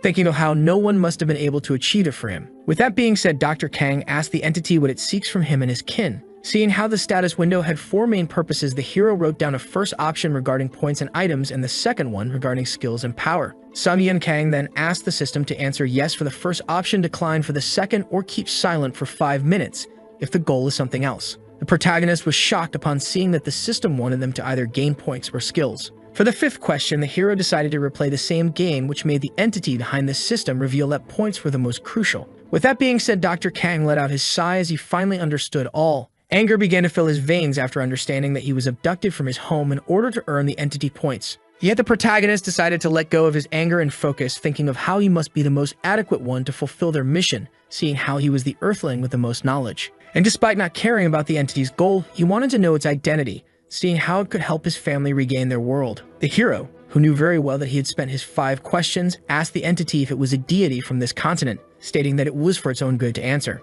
and that he would only agree to help it if it demonstrated some honesty. Yet to his surprise, the system suddenly deducted 52 points from him. The system kept on taking and taking until nothing was left. Our hero was left utterly baffled, and promised himself in a burst of fury to track down and slay the entity. When suddenly, a 5,000-point quest appeared with a black star prize to Sun Yun Kang's intrigue. The quack had never come across such a quest that granted a black star skill, and after seeing how it took all of his points and granted him a mission, he quickly realized that points were necessary to control the system. Seeing how it also asked him not to rush the mission, he deduced that conversing with it would be temporarily impossible. With that, Dr. Kang decided to obey the system once again in exchange for a decent reward. A lot of insulting names roamed in our hero's mind when thinking about the entity, but seeing how it was the one controlling the system, he decided to title it Manager. The next day, as the first rays of dawn graced the earth, our hero quietly enjoyed his meal inside the inn. Dr. Kang was exhausted while eating a smelly sandwich. He was pleased with the skill Freya's crossbow yesterday that allowed him to make a weapon that he can only use up here and disappear and even turn it into a bracelet. The healer decided to test out the skill they got from getting the crossbow out with the use of his skills later on. The hero was then left shocked as the system placed Freya Roulette in his status window and granted him free spins that normally cost 50 points each. With that being said, the young man decided to use his free trials. As the roulette had reached the end of its spin, he noticed that the rewards resulted in a boost in damage while acquiring him the skill Freya Connection Pouch along with a soul crystal that increases points. The protagonist was happy to see that the rewards didn't include gold but stats and skills, despite that being exclusive to the weapon. He was also pleased by the point boost granted by the crystal, and hoped to encounter such fortune all the way across his journey. Just then, an exhausted Hojong made his entrance. Our hero was happy to see his friend finally arrive. Samhyun Kang then asked the intrigued Hojong to follow him as they had trivial matters to discuss. A loud scream was heard from the inn. Hojong had a hard time believing that they were kidnapped to earn some entity points, yet our hero confirmed the crazy story. And despite seeing how they were being treated as pawns, he couldn't help but shed some happy tears as a way to go back to Earth truly existed, while our hero tried to calm him down. Samhyun Kang affirmed to his friend that he would now have to work really hard in order to get the necessary points, as he pointed out how difficult it must be for our hero. Our hero confirmed that the situation was very challenging and wounds that one inflicted on himself or that he inflicted on others couldn't be treated for points, as only healing allies mattered. Hojong was left intrigued as the quack put it simply by stating that points can be earned upon healing teammates. With that being said, the protagonist asked his friend for help. Our hero was in desperate need of temporary allies that are most likely Earthlings as well and know about the system. And among all Earthlings, Hojong was the most trustworthy. The man then began to think for a while, before affirming to his friend that he would surely help him. This cheerful reaction was no surprise for the healer. Confusion was then installed as Hojong affirmed that he would harm himself for the sake of our hero. Just like that, the man stabbed his own hand, and urged the doctor to patch his wound in order to obtain his points. Dr. Kang then reminded his friend that healing wounds caused by the injured himself was completely pointless. The party had no other choice but to go monster hunting, which used Hojong's skills, seeing how they were so early at it. Our hero affirmed that it was to get the best quest available. The guild girl tried to welcome the arriving adventurers, yet was left shocked, speculating that Dr. Kang had arrived with a smile looking to steal others' missions. This weird expression confused Hojong, who demanded an explanation from Samhyun Kang, who stated that it was a long tale to tell. As they began browsing the quest board for any good job, something caught our hero's attention. The protagonist noticed that many jobs were related to Mount Belrado, so Hojong explained how it was rumored to have gained an abnormal number of monsters. The guild girls suddenly appeared behind them and explained that monsters become many in the Belrado mountain range in this season, and how adventurers were free to use the camp of the Adventurers Guild in case they wanted to take some of the extermination quests that it placed. This made the healer realize that many injured adventurers would be present at the camp in need of healing, earning him points, and so he accepted the request. The guild girl was particularly happy to see him finally behave like a normal adventurer. Just like that, Samhyun Kang and Hojong took on the job. Our heroes were then welcomed to the halfway camp of the Adventurers Guild by a young man named Varcello. The man then explained that the camps handed out rewards to adventurers based on their number of kills, and that despite the west roads being safe, the nearby areas were filled with beasts, which is why he urged them to not go unprepared. As the doctor waited for his patients, his friend decided to do some farming. The ground then began to shake before a pack of iron moles emerged from underneath. As he pulled out his crossbow, the hero pointed out how they stumbled upon monsters right after exiting the camp, then used the rock arrow crafted from his inventory in order to take out the wild beasts. This left the quack quite pleased, seeing how this weapon did surprisingly good damage and didn't need to be manually reloaded. When suddenly an iron mole emerged from underground, Hojong tried to warn the healer, and just as the quack was about to be slashed by the claw, Hojong intervened at the last second in order to tank the hit for his friend. He then urged the concerned one to keep on fighting. With that, the hero used his crossbow in order to turn a small half potion into ammo and shoot Hojong Kim in the back. This left the man amazed as he was attacked by the one that he just saved, yet Dr. Kang affirmed that he was just experimenting, which left him even more annoyed. With that, the fight kept going on and on, with Samhyun Kang shooting and Hojong slashing. In the end, an impressive pile of corpses was made. This left the man amazed upon seeing how many steel moles had been slain, which shocked the healer as it explained why his friend had such a hard time. With that being said, the man began to calculate the hero's reward. The crowd began whispering about how they were extraordinary and mysterious adventurers who caught numerous steel moles. But just then, Hojong's good mood was ruined as someone pointed out how they were too poor to afford a true healer based on their injuries. Later at dinner, the man expressed his anger, stating how outrageous it was to see how ignorant people were of his friend's talents. Seeing how calm he was, he asked the doctor if he wasn't offended. The protagonist explained that he didn't want to waste his time on the likes of those. He was also pretty focused as the time drew near. This left Hojang Kim confused, but suddenly it happened. As the adventurers began to screen for a healer, our hero realized that his true clients had finally arrived. Many injured adventurers returned to the camp at nighttime demanding healers. This pleased Hojang as it made him speculate that Sungyeon Kang would finally have a chance to farm points, yet he affirmed that those weren't his clients. And just as the confused man was about to demand an explanation, a horrifying scream was suddenly heard. The hero affirmed that his patients were somewhere else. The man was then left intrigued as a mysterious figure asked to check up on the one in agony. And while he recognized the protagonist, Hojang recognized the man as the one who mocked Dr. Kang for having no magic. The healer affirmed to the quack that he was talented enough to help the patient by himself, yet our hero had his doubts seeing the state of the patient. Our hero then deduced that the adventurer was harmed in the arm and shoulder and that the healing was meaningless. And so he used his observation skill, which revealed that the arm suffered from a paralyzing decay upon being bit by an animal, and that the healer had already stopped the bleeding. Hojang asked Sungyeon Kang if he found the source of the problem. According to the doctor, the patient was attacked by a wild animal, and based on the condition of his arm, he also had paralysis. This made the man quickly realize that the culprit must be a mountain dog, while the other healer didn't believe it, saying how paralysis poison wasn't painful. Dr. Kang then explained that the Belrado mountain dog had a unique type of venom, as he opened the patient's arm, explaining that sometimes it could also make the flesh decay, as the arm of the man turned out to be rotten inside, leaving everyone shocked. With that being said, Hojang asked for a solution, so our hero stood up, summoned his weapon, and pointed it at the injured man, to everyone's shock as they tried to stop him. With that being said, the doctor asked his ally to control the crowd, which he immediately did.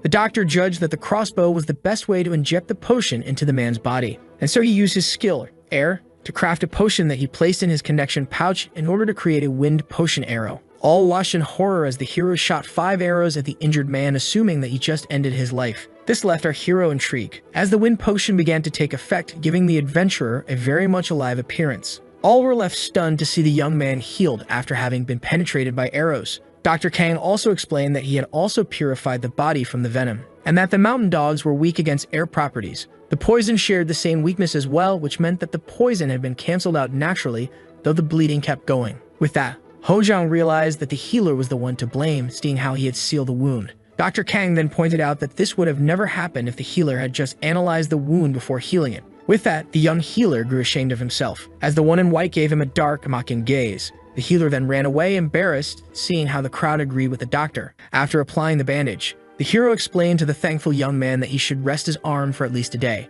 Hojang then pointed out how all this situation seemed, and how the wounded adventurer should have been with his party. The healer agreed, seeing how hunting alone at night was impossible. With that, the protagonist asked the man about his teammates, so he explained how they got separated after being the victims of a surprise attack. The young man then began to shake in fear as he realized that he was the only one that managed to return, and began regretting the separation. Our heroes were then left shocked as he explained how he and his allies were attacked by tens of Belrado mountain dogs. Hojang explained that a pack shouldn't normally be made with such a high number. This made Sungyeon Kang think, before finally realizing the rare monster who imprisoned the adventurers in a dungeon had made its appearance. Later that same night, as our heroes made their way into the forest, Hojang speculated that all had been slain, but Sungyeon Kang asked him to keep his hopes up, when suddenly a sound was heard. The hero urged his friend to use the lamp, as mysterious cursing was heard out of nowhere. With that being said, Hojang quickly redirected the light, revealing an adventurer getting jumped by multiple mountain dogs. With that being said, the hero crafted his wind potion arrows and struck down the wild beasts. Dr. Kang then went to check on the adventurer, who was left thankful. But just then, Hojang found a rather disturbing pile of corpses, and while he was left horrified by the scene, the healer concluded that all of them had been caught in the rare monster's area control. He then noticed that the pile contained old and new human and bestial corpses. This confused Hojang, as mountain dogs were fond of fresh prey, so they had no apparent reason to stack corpses as such. Just then, the hero felt alerted as he finally realized the reality of the situation, as mountain dogs that feasted on rotten flesh existed. As the rare monster known as decaying Belrado mountain dog made his appearance, the hero affirmed that the zombies enjoyed this type of meat. The undead, whether in corpses reanimated by black magic and who are greatly hated by priests. Our hero pointed out how tough the situation seemed to be, while his friend doubted their ability to achieve victory on their own. The undead monster gathered his power and let out a fearsome howl, causing his hounds to attack, leaving the adventurers filled with fear. Hojang intervened at the last moment and saved the young one by slashing the attacking mountain dogs.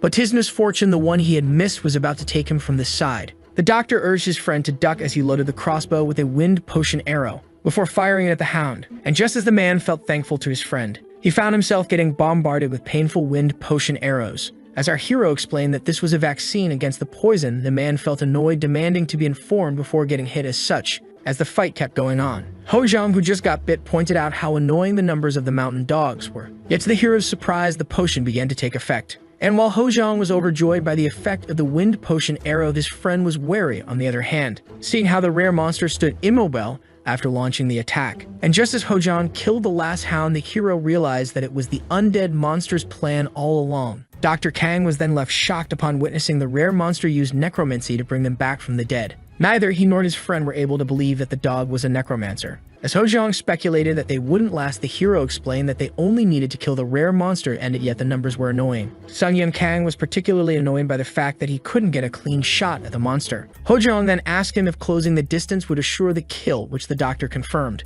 With that being said, the man decided to take action. This made Dr. Kang remember that his friend wasn't a mage, but possessed the class group aggro that played as tanks and lured the monsters to himself. Hojong then pointed out that his skill enhances the monster's powers, and so as he played the distraction by running for his life, the man placed all his hopes in his friend. The hero took a brief moment to appreciate Hojong's sacrifice. His task was now easy as he only had to slay one undead. He then remembered how the herb dealer stated that a rare monster's power came from an item, and that in order to defeat a powerful rare monster, one only had to locate and destroy the said relic. Sung-Yun Kang then charged at the monster while using his observational eye that allowed him to locate the item in question. The hero then used the skill throw to slice the monster's neck, seeing how the item was in its mouth. He then pulled out his crossbow, and just as he struck the monster with a wind potion arrow, a mountain dog came out of nowhere and bit off his firing arm. Dr. Kang realized that the original body had been concealed, as his hand had been bitten off. The crossbow then fell to the ground. The giant hound, who was angry at our hero for aiming for his relic, charged at him from behind. The hero then turned around, only to find the giant monster trying to consume him. With that being said, he used the system in order to make the crossbow disappear, before summoning it back to his left hand. The undead felt alerted as the hero got a clean shot to its head. This marked our hero's victory as the dungeon began to dissipate. He then used this stench in order to stop his bleeding while searching for his missing limb, and was happy to see that the boy had picked it up and wrapped it in a cloth. Dr. Kang felt thankful that the boy affirmed that he should be the grateful one before stating that he will restore the hero's hand for him. The young man presented himself as Cadle as our hero guessed that he was of the same profession as him. The quack declined the offer, seeing how he could take care of himself before asking the healer to handle the rest. It turned out that some people were still alive and begging for rescue among the pile of corpses. This is when the hero then began to look for his friend, only to find him under a pile of dead hounds asking for help. After getting up, Hojong affirmed that he thought that he was going to meet his end, yet they were still both miraculously not dead. He then called out his friend for having his head chopped off, yet our hero affirmed that it was no big deal. Dr. Kang then proposed to regain the camp in order to attend to their injuries while his friend asked him about a solution to get rid of the bodies. So the protagonist affirmed that he will resort to the Church of Iber. Back at the base camp, the hero properly placed his torn-off hand, before reattaching it using the needle in his mouth despite it not being perfect. The trick was to use the left hand so quickly finish off the work. Just like that, our hero had regained his right hand, while the tank was amazed. Hojong then asked Sung-Yun Kang why he didn't accept the healer's offer, so our hero revealed that he despised working with other healers. The quack was then notified that those of the church had arrived, and so he went to greet them while his friends went directly to bed. The emissary of the church introduced himself as Cardinal Asholo from the Grind Village Church. As he thought of how the man's appearance immediately gave him up as a priest, our hero introduced himself back. All others were left shocked, as this was Sung-Yun Kang, someone that they feared. Cardinal Asholo ordered them to keep silence, before stating that Father Harith, who was one of the most competent priests that he knew, had told them about him. The blonde priest then grew annoyed as our hero cheerfully asked about the old man. With that being said, he asked to be brought to the undead corpses. Varcello was about to puke, as neither the sight nor smell were pleasant. Cardinal Asholo pointed out how sad it was for this to occur in such a gorgeous sight. He then asked him to purify the area from the dark magic, Team 2 to scout the perimeter, and Team 3 to transport the bodies to the camp, before tasking Team 4 with setting fire to the corrupted corpses. Just like that, holy flame had been cast. As the boy pointed out how beautiful the scale was, our hero explained that killed undead should be burned, seeing how they could rise back from the dead again. Just then, someone demanded the healer's attention. The blonde priest asked to inspect the rare monster's dead body, which our hero had no problem with. After our hero presented the monster to the priest, Cardinal Asholo expressed his disgust, making the hero realize that he was repulsed by the smell and the dark magic. The hero then grew intrigued as the blonde man asked for the corpse. The priest explained that the church needed it in order to discover the reason behind its reanimation, and that they were ready to pay for it. Our hero then grew intrigued by the treasure's value, as it was the holy water of dawn, which left Varcello extremely amazed. The man then explained that pure water needed a year of the most honest prayers after being placed on an altar at dawn, and that its holy power could be felt even when contained, and that it could purify numerous undead with just one bottle. According to Varcello, this wasn't an offer that could be missed. First, our hero thought that he would be deprived of reward after destroying the relic, but now he had the chance to accept the offer and earn himself holy water, which he did. Cardinal Asholo then thanked the man in the name of his church for finding the corrupted animal and slaying it alone. All priests bowed as a token of thankfulness, and while the hero humbly accepted the praise, the priests speculated that he only did it for money. So Dr. Kang affirmed that he was a healer just like them who couldn't stand corrupted zombies. The next day, at the first light of dawn, someone screamed our hero's name. Sun Yun Kang was woken up angry. The exhausted one then demanded Varcello a reason for interrupting his sleep. So the young man revealed that the branch manager of the Adventurers Guild had arrived, which left our hero utterly confused. Later on, Ruin Hersher affirmed that he felt pride in our hero upon learning that he had slain an undead hound. Dr. Kang pretended to be honored by the laughing man's presence, but in reality he found him pathetic, as he was a talentless, greedy man who only relied on his family's name with a bad reputation within the guild, making it impossible for his presence to be due to pride, meaning that he must have an ulterior motive. The branch manager then decided to express his thankfulness to our hero for protecting the Hind village, by offering him a gold vitality mushroom extract that he asked Varcello to define, seeing how amazed he seemed upon seeing it. The young man then explained that vitality mushrooms were used to make stamina potions, with the golden one being the hardest to find, seeing how it could increase one's pool stamina's width, which piqued our hero's interest. And so he quickly drank it, pushing his stamina limit by a small amount, and after pretending to be thankful, the hero suddenly slammed the empty bottle into the ground just as the branch manager believed him. Sun Yun Kang affirmed that praising him must not be the primary reason behind his presence, and seeing how exhausted he was, the hero directly pointed out how the man was after the holy water. The man was happy with this straightforwardness, stating that such an item couldn't simply be bought, which is why he wanted to make a deal with the Outworlder. This left our hero utterly shocked, seeing how the greedy man was aware of him being from another dimension. Ruin Hersher confirmed once again that our hero wasn't from this world. Our hero calmed down Dr. Kang, seeing how the greedy one knew about them and wondered how vast his knowledge truly was. The branch manager then stated how sad it was that powerful Outworlders couldn't climb the ranks even after proving themselves due to their mysterious past, pointing out how an excellent healer couldn't become official due to these circumstances, and Sir Sun Yun Kang asked the man to cut straight to the chase. To that, the man proposed to give him his family's blessing along with the healer badge in exchange for the Ibert Church had given him. The hero doubted this offer due to the policy, so the branch manager reminded him that he was above such things. According to the greedy one, our hero could even become a court healer, seeing how much his career could benefit from his family blessing, which intrigued him. The man affirmed that this was the price of holy water. In reality, the man wanted to put his hands on the secret item, seeing how it would allow him to leave the village for a bigger and better place. And just as he began to think of how easily he could grant Dr. Kang a healer's badge, our hero made his decision and decided to decline the offer. The man's utter disbelief. This made him grow anxious as the hero confirmed his decline. The healer explained that he was already satisfied with his healer career and that the man was pitiful for trying to bribe him. With that, the annoyed Rowan Hersher proposed to offer him the precious sponsorship of his family. Varcello was even left shocked as the quack pointed out how the branch manager wasn't respected by his family, which is why he had no choice but to decline the offer. This was the last straw for Rowan Hersher. With that being said, the angry man lashed out at the hero as Varcello tried to calm him down. Later on, Hojong was left amazed, seeing how he got a random reward out of the blue, making our hero curious about the nature of this prize. The tank had put his hand on a bloodthirsty bloodstone that increases his firepower. But in reality, this was Dr. Kang's doing, seeing how he was the one that made the branch manager form a reward for him. The protagonist affirmed to his friend that this was a decent reward, which left the man intrigued. When suddenly the alarm was sounded, signaling a monster wave from the east, south, and north, making the guild urge the adventurers to aid them. All hunters were looking forward to this event and decided to intercept the waves here in order to keep the village safe. With that being said, our heroes decided to join them. Just like that began a grand battle between monsters and humans. A hound was suddenly taken down by our hero's rock arrow. Hojong then used an item to activate the skill Vampiric Craving, which increases attack power for a short time, making him point out how easy the waves are compared to the undead mountain dogs.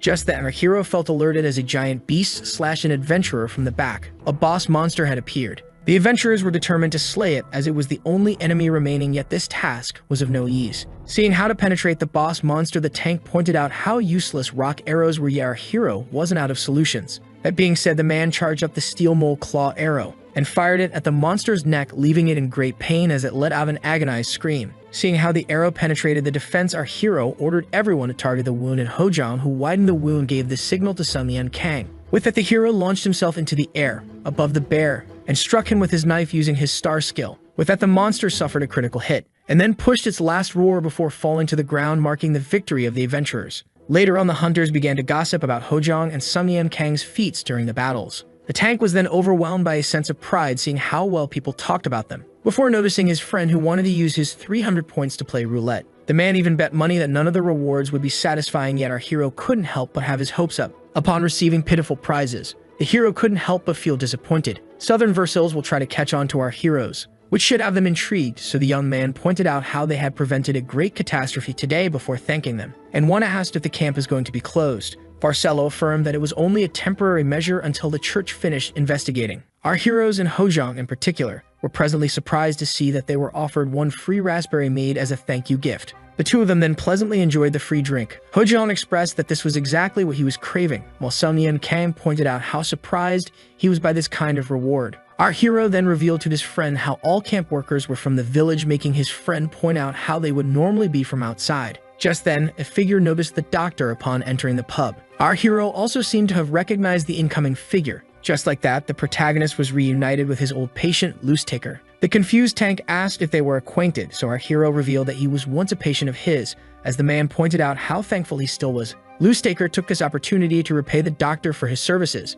which was an old tab that slipped our hero's mind. Just then, he remembered, and handed the man back his weapon. Upon seeing how overjoyed the man was to be reunited with his sword, Hojong couldn't help but see him as a weird guy. Shortly after, they began to discuss our hero's latest adventure, so Loose Taker asked them if they were relaxing after the quest, which they confirmed, and so he handed them a party application form to their intrigue. The swordsman revealed a dungeon entrance appeared near the village, and that's the party that he is putting up for his cousin. We raid in 3 days. Loose Taker affirmed that he couldn't participate due to his debt, making the tank point out how unwise it always was to take out a loan from the guild. Dr. Kang, who was intrigued by the dungeon treasures, asked Hojong if he wished to go, which he confirmed. The young man felt overjoyed and thankful, seeing how he had recruited someone trustworthy. But just then, he remembered that our protagonist relished seeing those who mocked him begging for his help, which made him doubt his excitement. On the day of the raid, both our heroes stood ready. The healer affirmed that he was prepared to receive his money, which left the tank intrigued. But just then, he remembered the bet that they made back then on the roulette, making him realize that the quack got a decent prize, which was the skill Freya Arrow Retrieval that lets him spawn one of his used arrows back in his inventory after the dawn of the next day. The quack explained how he met the healer that they saved a day earlier and how he had faith in Nakamate and how it blessed him. Hojong couldn't believe it, as this increased Sun Lian Kang's luck and allowed him to unlock a brand new skill. And with that, they went on their way. Later at the Hakat Hills, our heroes were greeted by Taker's cousin, the sword maiden Tina Putine. Our hero presented himself as a healer and his washed-up friend as a tank before asking the girl to pay his gloomy expression no mind. The other party members were Fight Lacrimati, the mage Shirai, and the priestess Sakita. The sorceress then turned to the tank, pointing out his weird robe. So Hojong affirmed that it was a rare item. Just then, the rogue named Isle asked the party to behave well, seeing how the healer and the tank were here to help. This mature attitude made Hojong speculate that the rogue was the leader, but the grumpy fighter affirmed that he was in charge. And so, with everyone being prepared, the party entered the dungeon. After opening his eyes, our hero found himself in a relic dungeon along with his allies. The sorceress cast a light spell. With that, the adventurers made their way into the dungeon. The quack observed that the walls seemed to be decaying, which could only happen under the influence of water or air. The hero examined the rocks and found that it was neither wet nor influenced by air, seeing how far they were inside the dungeon. This made him theorize that the decaying was due to dark magic. He then recalled how the fighter claimed to have the ability to heal, and as the tank speculated that he was a therapist, the boy affirmed that he was a monk. Our hero then realized that the priestess didn't pick up any sign of dark magic, when suddenly something caught his attention as a swarm of scarabs appeared from the walls. The disgusted mage quickly launched a powerful explosive spell on the insects, while the swordsman and the tank began to fight the swarms with their blades, yet more and more kept coming, leaving the adventurers disgusted. The monk then noticed one charging at him head-on. He and the priestess found themselves being overwhelmed. Seeing how many they were, Isle proposed they just make their way through the scarabs. Our hero asked the sorceress if she had any wind spells, which she confirmed, and Sir Sun Lian Kang broke the potion bottle in order to use spray. As he created a list of Dintrol Mint, he asked the girl to disperse it, and so a heavy gale was cast, leading to a Dintrol Mint breeze to fill up the dungeon. With that, all insects had fallen. As the party leader was astonished by the feat of the healer and the mage, the sorceress tried to make the quack tell her about his mysterious spell, yet he refused. The rogue then praised the party on their good work and suggested that they all drink a bottle before progressing even further. And while the others were thankful, Sun Yum Kang was intrigued by the large mana potions. He pointed out how expensive these bottles must be and how sharing them might not be a good idea, yet Isle said that the pharmacist he knew gave him a good price. As he took the bottle, Dr. Kang couldn't help but be moved by the rogue's kindness. Yet despite that, this situation couldn't help but give him an impression of déjà vu. After some time walking, the tank noticed something. The path of the party had split into multiple roads. Suddenly, the priestess and the monk felt on their guard, and when asked about this reaction, the girl explained that powerful dark magic was creeping out from the left path. And while the rogue wanted to give it some thought, the party leader affirmed that they should just go right, yet someone opposed his decision.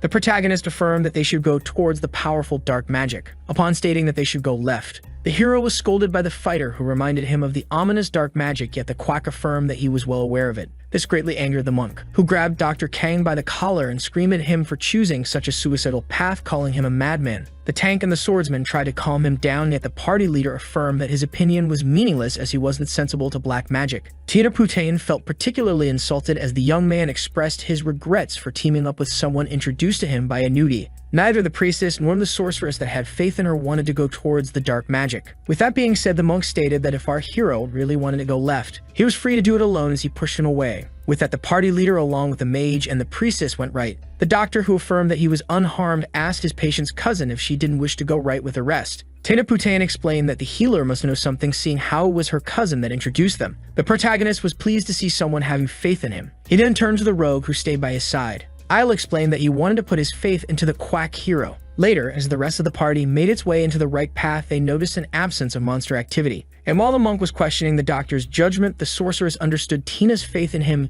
yet couldn't comprehend the actions of the rogue, when suddenly a weird sound attracted the party's attention. The three young adventurers found themselves standing in the middle of an ominous circle. The girl urged her allies to escape as it was a trap. She and the party leader managed to escape the spikes coming from the ground. Yet the priestess, on the other hand, screamed in agony as her leg got impaled. With that, Sakita had fallen, leaving her friends worried. The monk tried to use a healing skill, but to no use. Both of them watched in horror as her pain began to increase. The monk then pointed out how she was under the effect of a curse that only a priest could vanquish. Just then, the white coat arrived, reminding the younglings of his words, recalling how he told them to go left. The party leader was shocked to see the quack arrive all of a sudden. The baffled one then demanded an explanation, so Sun Yan Kang explained how he waited after predicting this outcome. Tina then pointed out how this was a recently unlocked sealing magic circle. The monk, who was confused by the hero's knowledge, realized that the dark magic was activated due to the holy power, theorizing that this was a trap for priests. The young man demanded to know how the quack predicted this outcome. Yes, he affirmed that it was of little importance now. He then angrily ordered the healer to help Sakita, seeing how he had predicted the occurrence of such injuries,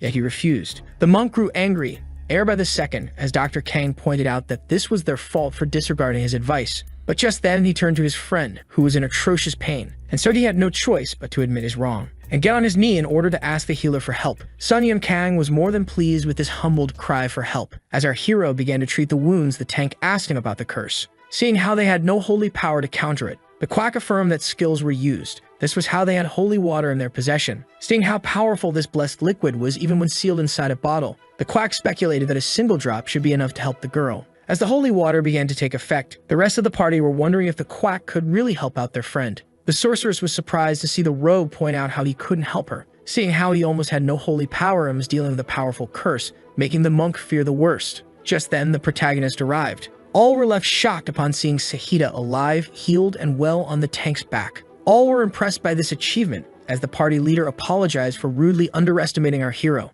while the rogue observed in silence. There on in the left path, the party stopped walking, as they had stumbled upon the entrance of the boss's domain. Hojong then stated how suspicious it was, seeing how there were no enemies, which made the dungeon merely really challenging. So the girl reminded him of Sakita. As our hero reached for the door, he asked his allies to stay on their guard. Just as the door was opened, a great demon welcomed his sacrifices. Upon opening the door, a great dark aura overwhelmed our heroes. Both the monk and the quack were left shocked, as the embossing boss monster of the ruins of an unknown level stood in front of them. The adventurers were overwhelmed by the immense dark power, and despite their huge doubt in victory, they decided to take him head-on. The demon then called them out for this stupidity, for entering his domain, and then they should be honored as their lonely lives would be sacrificed for his. Yeah, just as he was about to give his name, the demon was suddenly shot by surprise. The adventurers couldn't believe it. As the evil being began to fade away, he was unable to comprehend the situation. It also couldn't understand how it got defeated so easily. Just like that, the dungeon boss was taken down. The culprit was no other than our hero, who used his crossbow to fire a holy water of dawn arrow at the monster. The others were unable to believe it,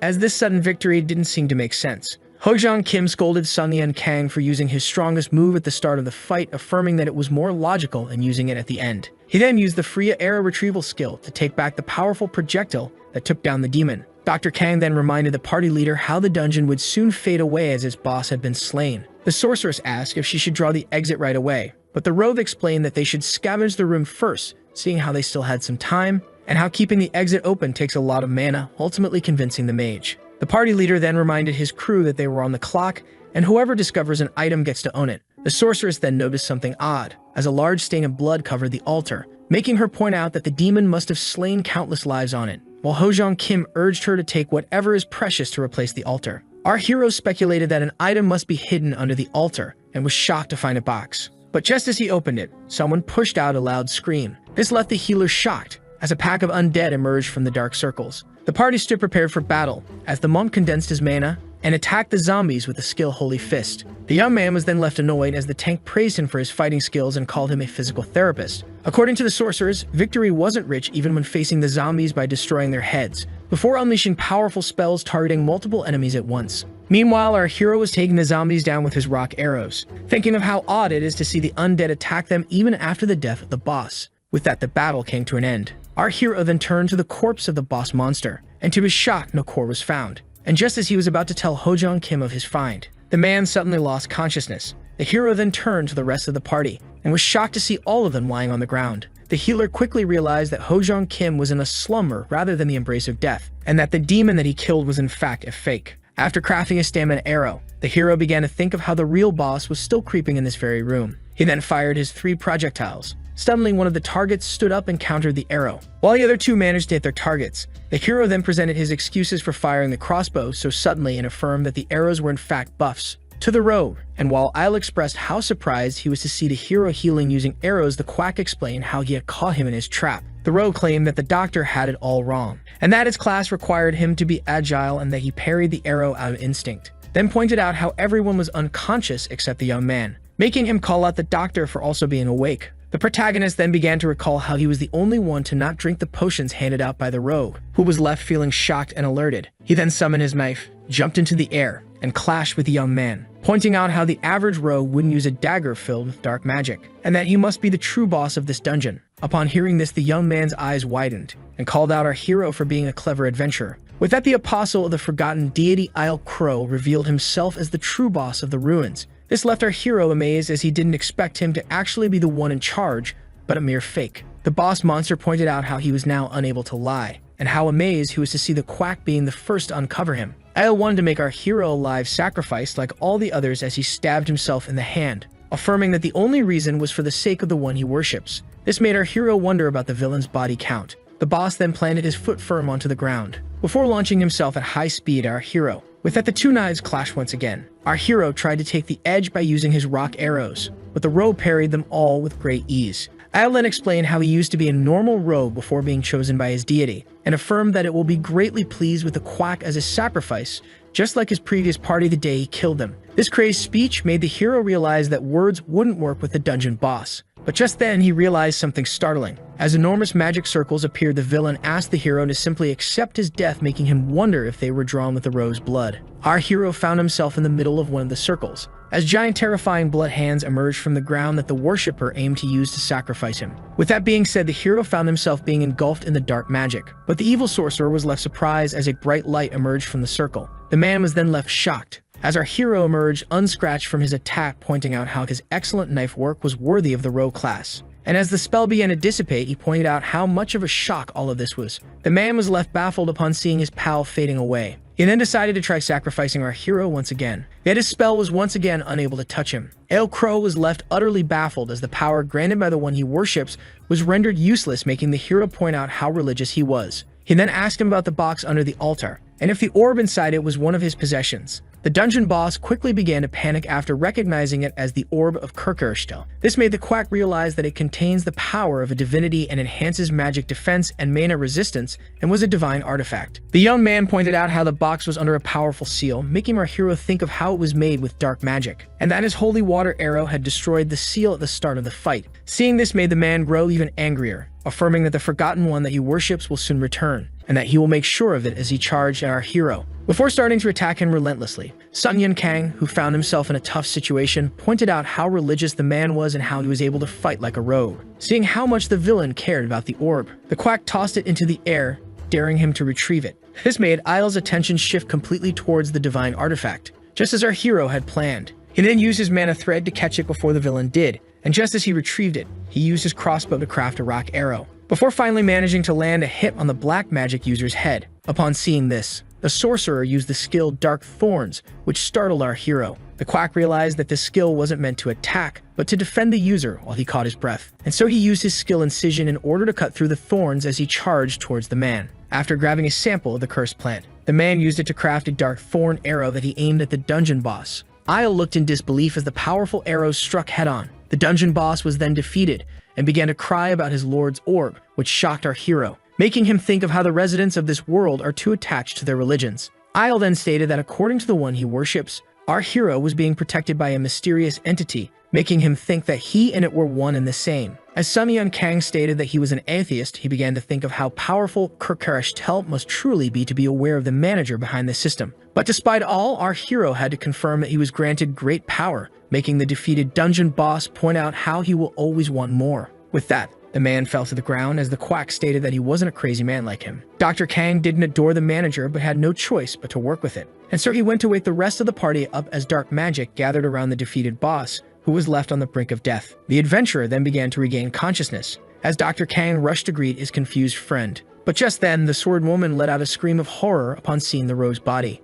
Our hero then explained that their supposed ally was, in fact, the real boss monster, and that he was the one that saved them. After explaining everything to them, all were unable to believe that the rogue was the true monster, seeing the dark magic coming out of him. Ho Jung Kim asked Sun Yun Kang how he uncovered the sorcerer, so the quack explained how friendly people weren't trustworthy, and that one should always avoid anyone that is respectful and friendly for no apparent reason, which the Tang found ironic, seeing how the quack just described himself, which is why he uncovered Isle as another psychopath. The quack then asked the sorceress to draw out the biggest exit as fast as possible. Shurai then began to think of how our hero must be hiding a holy power equal to that of a powerful priest, and of how wise he seemed. This made her speculate that he was someone of high position within the church, and that it was for the best not to anger him. And so she agreed to his request with respect, which left him intrigued. With that being said, he turned to the priestess and asked her to spare him some of her time. According to our hero, corpses were something very common in this continent, yet leaving all of these dead people in these ruins would be immoral, who assumed that they were all forces of the dungeon. So the quack explained how dungeon monsters usually have the same face,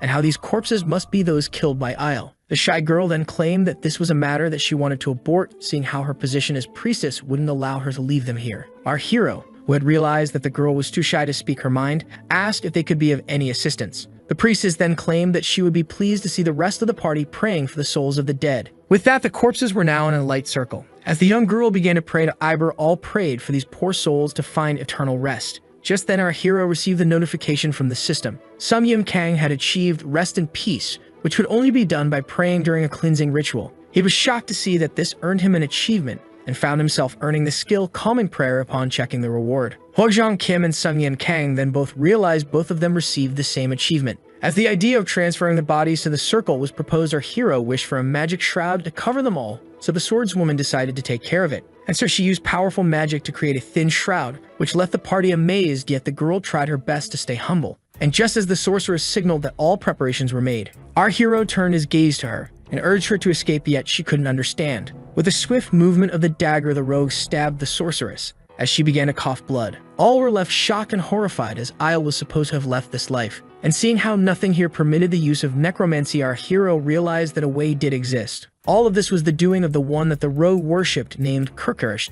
The doctor then asked the party to take the dead and the sorceress with them, while he and the priestess fought off the evil sorcerer, which left her terrified. Isle, who couldn't stand up straight, then charged in the blink of an eye, aiming for his life, only for him to block the thrust at the last second using his crossbow. Our heroes struggled to repel the knife, and so he asked the terrified priestess for her help. After gathering her courage, the priestess hit the rogue with the skill Turn Undead. Seeing this, the dungeon monster tried to eliminate the terrified holy maiden first, only for him to be quickly countered by our hero and crossbow. The quack then asked the girl to keep up the good work, and so she gathered her strength once again and struck the monster with the skill Turn Undead. This left Isle in great pain. He then looked up to the sky and made up his mind. The dungeon monster reached into his chest and ripped out his core while calling out the name of the one that he worships, and stating that the adventurers shall be his last sacrifice. This left the quack terrified, as the crazy man had destroyed the boss's core, leading to the dungeon's collapse. Sun Yun Kang urged his party to exit the dungeon right away, as the ceiling was about to collapse. A smile was drawn on the crazy man's face as he began to think of the one that he worships,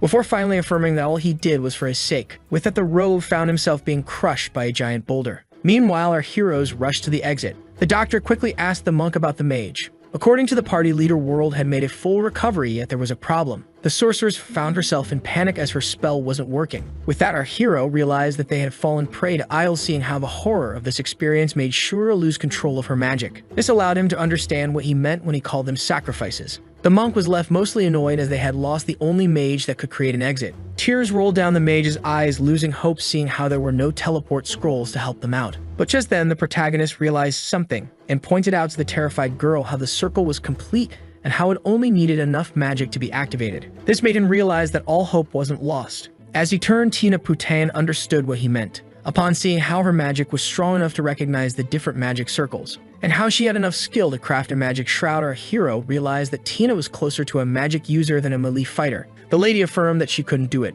when suddenly a piece of the wall was detached and almost crushed her in an instant. Sun Yun Kang assured the sword maiden that they were on the clock and that he would ask her once and for all to choose between helping and dying. Despite doubting herself, the girl finally agreed, leaving the doctor relieved. The spell drawn by the sorceress was a Trinity magic circle that required 2 magic users to activate. Originally, the girl would have used a clone spell to fill the 2 required spots, yet seeing how she was unable to fill either of them, the hero summoned a large mana potion given to him by Isle and absorbed it before combining it with spray in order to fill the required spot. With that, the spell was finally activated. As the dungeon was about to collapse, the girl prayed for their success. The magic circle then took place right before the party could be crushed by a giant boulder. Suddenly, our hero woke up. He and the rest of the party found themselves in an unknown place. Seeing how the sorceress was overjoyed by their return to the continent, the doctor asked her about their whereabouts. The girl explained that they were in the west, which was the place of her affiliation, named the Crimson Magic Tower. As it was pointed out how they must be in Kamar upon hearing the name of the affiliation. Hojang Kim was left baffled, as Kamar was the name of a wealthy place.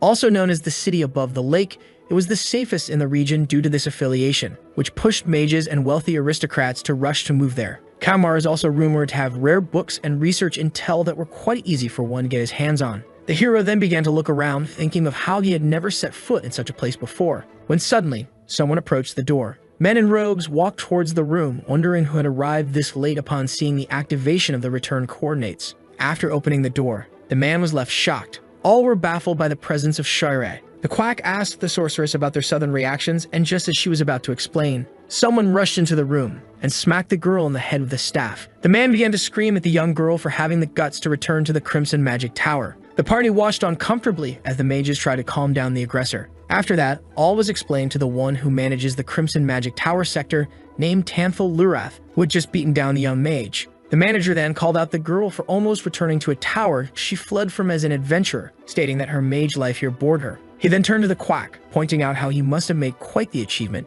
yet our hero humbly claimed that he only did what had to be done. With that being said, the man offered the party some rooms to rest for the night, while his staff took care of the corpses. Later that same night, our washed-up hero couldn't get himself to sleep, and just as he decided to go walking, he stumbled upon a mysterious individual who shouldn't have been here. This mysterious person turned out to be Tina, who was left startled by our hero. The girl explained how coming back to the magic tower made her feel nostalgic, making the hero speculate that she was also a mage, which she confirmed. Tina then apologized for stupidly hesitating in such a crucial moment back then. Yet our hero affirmed that she wasn't to blame, since it was her intervention that allowed them to escape. The girl thanked the quack for his kind words. Tina explained how her family pushed her to join the Golden Magic Tower upon seeing the great potential she had at a young age. and yet her heart leaned more towards the sword, which made her long for her sparring sessions with her cousin. Tina even pointed out how she wasn't very skilled regarding magic, making the hero curious if this was the reason behind her leaving. The girl confirmed, stating that she regrets not focusing on her mage career, seeing how weak she was as both a magic user and a sword wielder, making the quack realize that Tina had no faith in herself. Sun Yan Kang then explained that despite being ignorant about the subject, he was fluent in none of these categories and that one should do what he desires.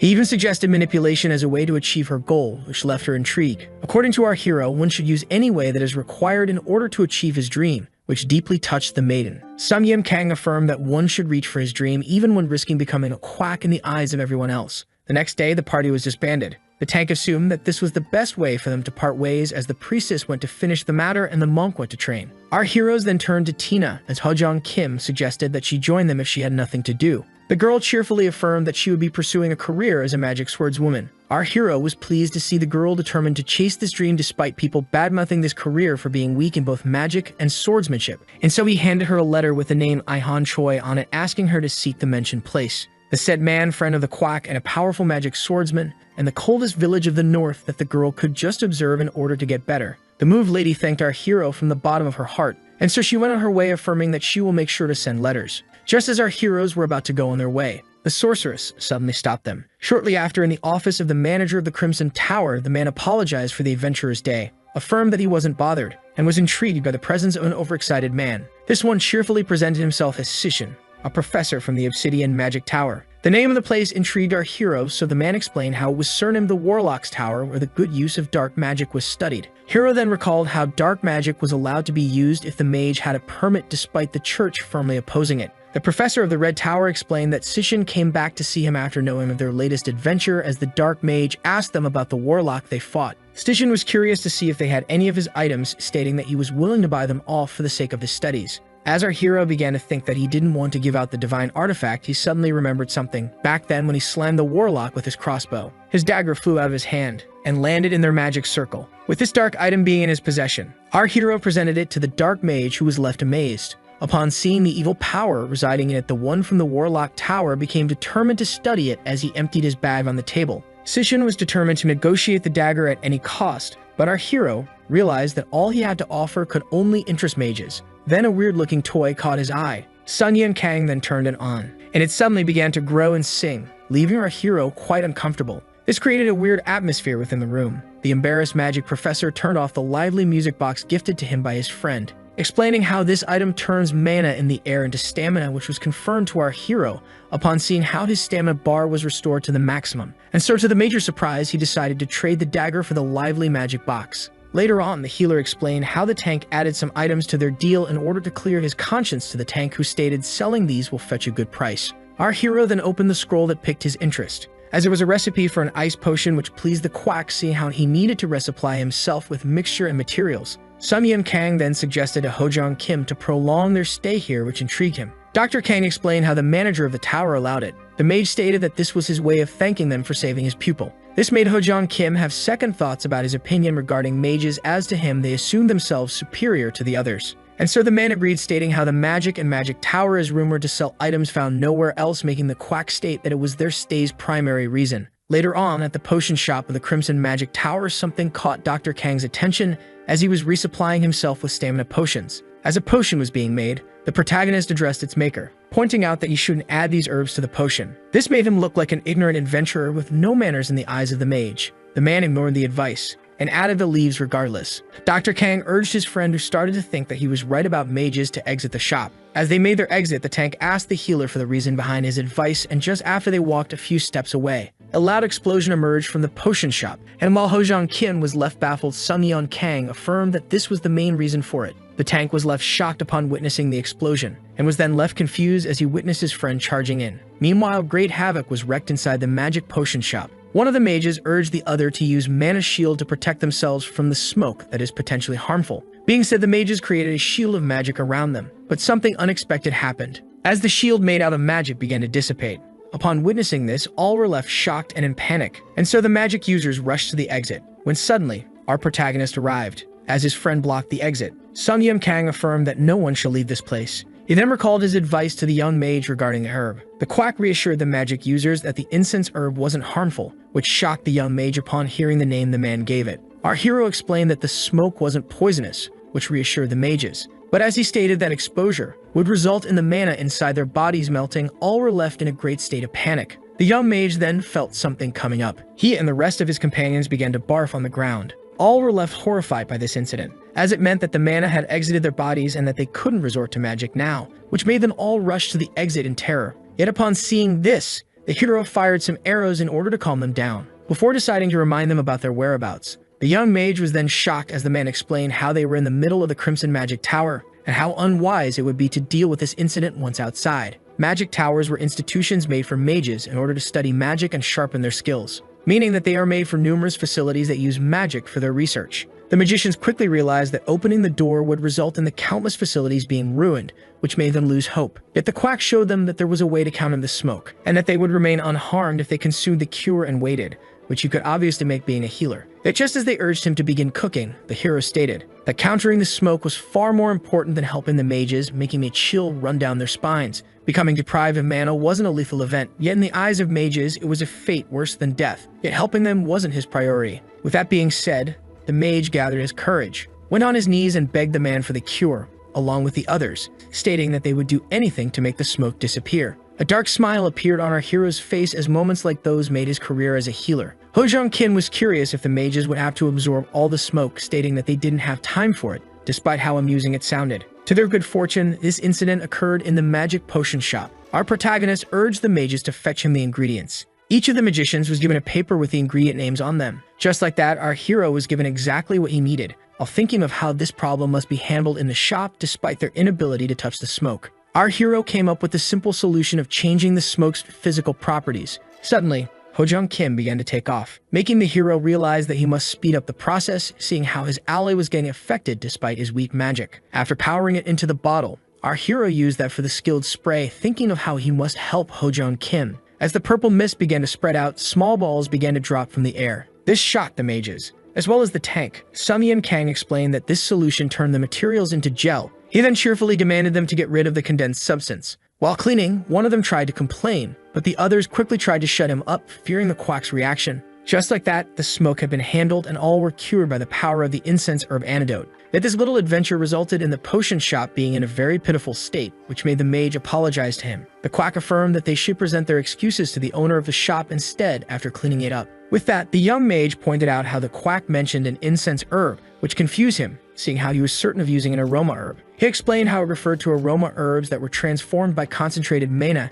and how it mutates from a catalyst to a mana-melting herb. Our hero was then left shocked as the intrigue claimed that the magic tower shouldn't have a reason to grow such hazardous plants. She then explained how all of their supplies come from the cultivation room and how this herb's appearance must lead to an anomaly in the environment. As the girl explained how this room was controlled by a mana power system, the quack wished to know more about it. Shortly after, he and the confused tank found themselves rushing through the hallways of the magic tower. The protagonist explained that they needed to find the manager, as this problem might be far more critical than what they had expected. The incident at the potion shop had reached the professor. The man then stated that despite his desire to be with them, he couldn't due to the melting. With that being said, the manager accorded our three heroes the permission to enter the infected room. Sung-Yin Kang felt relieved to have met Shirei from the cultivation room entrance, as the girl affirmed that she searched for them to give them a tour of the tower. The entrance of the chamber in question was now inside. Upon entering it, the adventurers were left shocked, as the herb cultivation room took a wild and sinister aspect. The doctor then summoned his crossbow, stating how dangerous the situation seemed.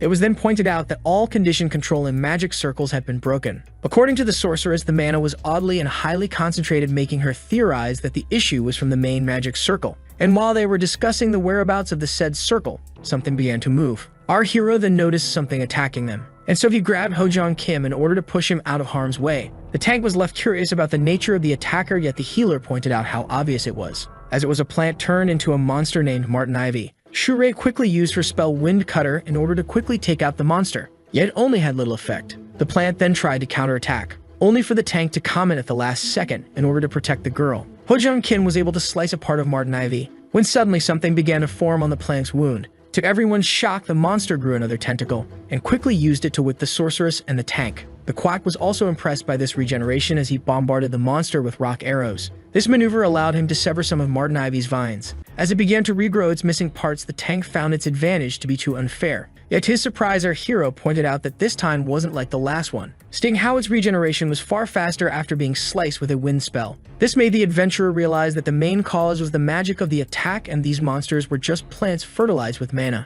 According to our hero, Martin Ivy had the power to absorb magic. A fire spell was then launched at the monster, only for it to attack unfazed. This left the sorcerers baffled, as even fire was pointless, while the tank pointed out how they wouldn't be able to win at this rate before proposing to retreat temporarily. But our hero affirmed that this plan was pointless, seeing how they possessed an item that could melt mana. Everyone was left baffled as the doctor created an incense herb gel arrow and quickly fired that into the mouth of the beast, after being forced to ingest the Menaltic substance. Martin Ivy let out an impressive amount of mana smoke on the adventurers, rendering them magicless as well. Yet the quack affirmed that this wouldn't be a problem, as he made his crossbow vanish and made his dagger appear, stating that they had to kill it using the old methods. And so he firmly grabbed his blade, before swiftly inflicting a rain of cuts upon the plant monster. As the Martin Ivy let out an agonized scream, the hero pointed out how its regeneration speed was greatly reduced. He then urged the tank to take care of the plant's roots. Hojong Kim then stabbed the ground and used all of his strength, thinking of how only one of them could slay a monster without mana, before finally pulling out the plant from the ground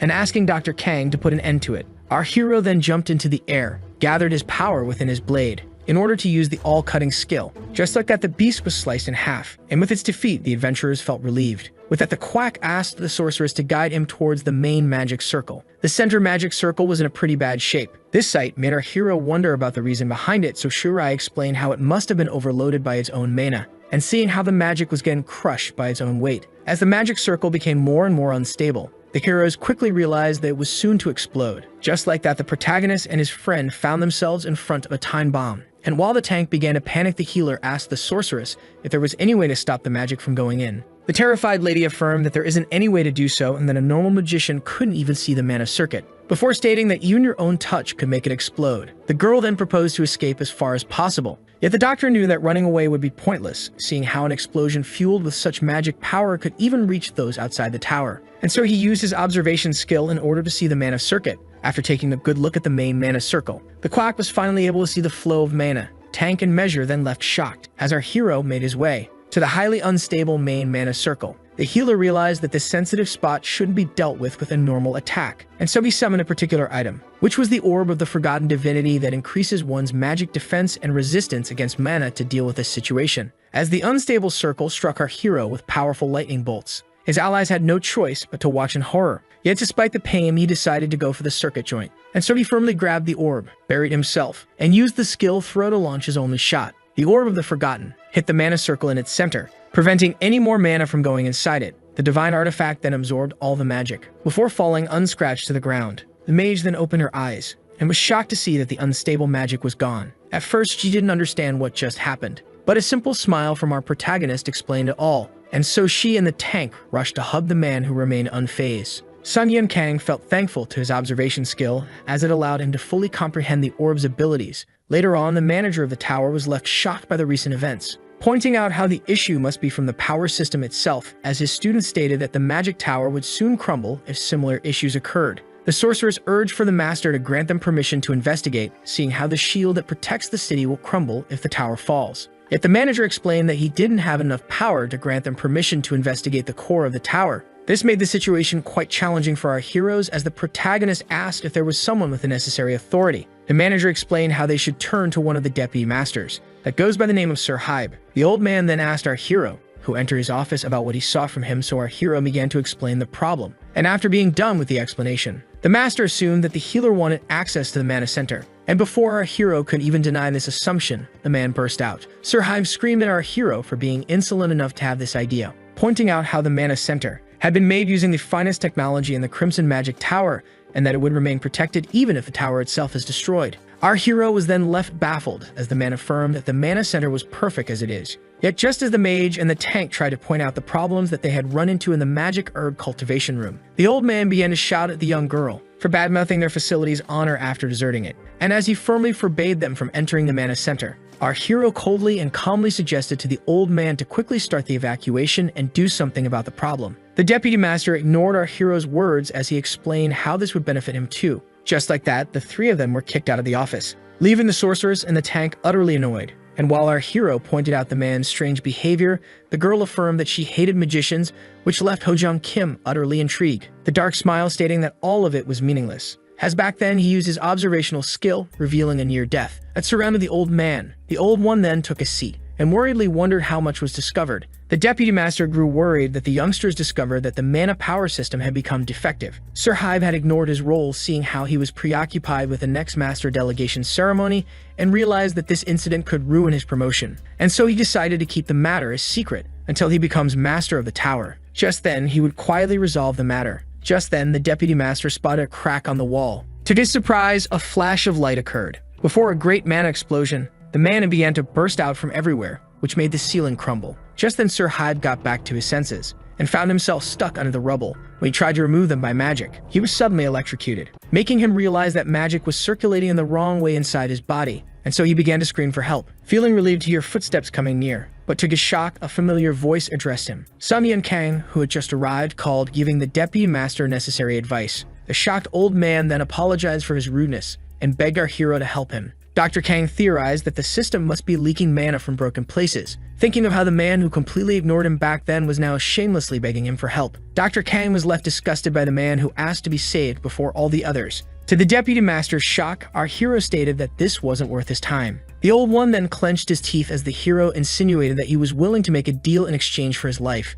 And so Sir Haidu stated that he had something that would surely interest the quack. The old man claimed that he would give the hero the key to the mana center if he rescued him from under the rubble, pointing out how helping the others could only be done by stopping the center's mana from collapsing on itself. This made our hero realize that the old man was trading the life of everyone for his. He then found it pathetic that such an individual was a candidate to be the next head of the magic tower, and so he decided to enlighten him by pointing out how the explosions had lifted the seal on the mana center. The man quickly fell into despair after realizing that he had nothing left to trade. And just as he claimed that he had something that exceeds the key of the mana center, the quack affirmed that he would return to bargain later. Tears of disbelief rolled down the man's eyes upon seeing his only hope leaving to help the others. That being said, Sir Hyde was left abandoned to explode on his own. With that matter being settled, our hero decided to check the outside in order to have a better view of the situation, when suddenly cries attracted his attention. To his shock, two children were still in the collapsing tower. He then asked the little one about the problem, and despite her best efforts to explain, her unstoppable cries forced our hero to resort to his skills in order to comprehend the situation. The quack was shocked to see calming prayer turning into calming voice that allows the target's mind to be at ease,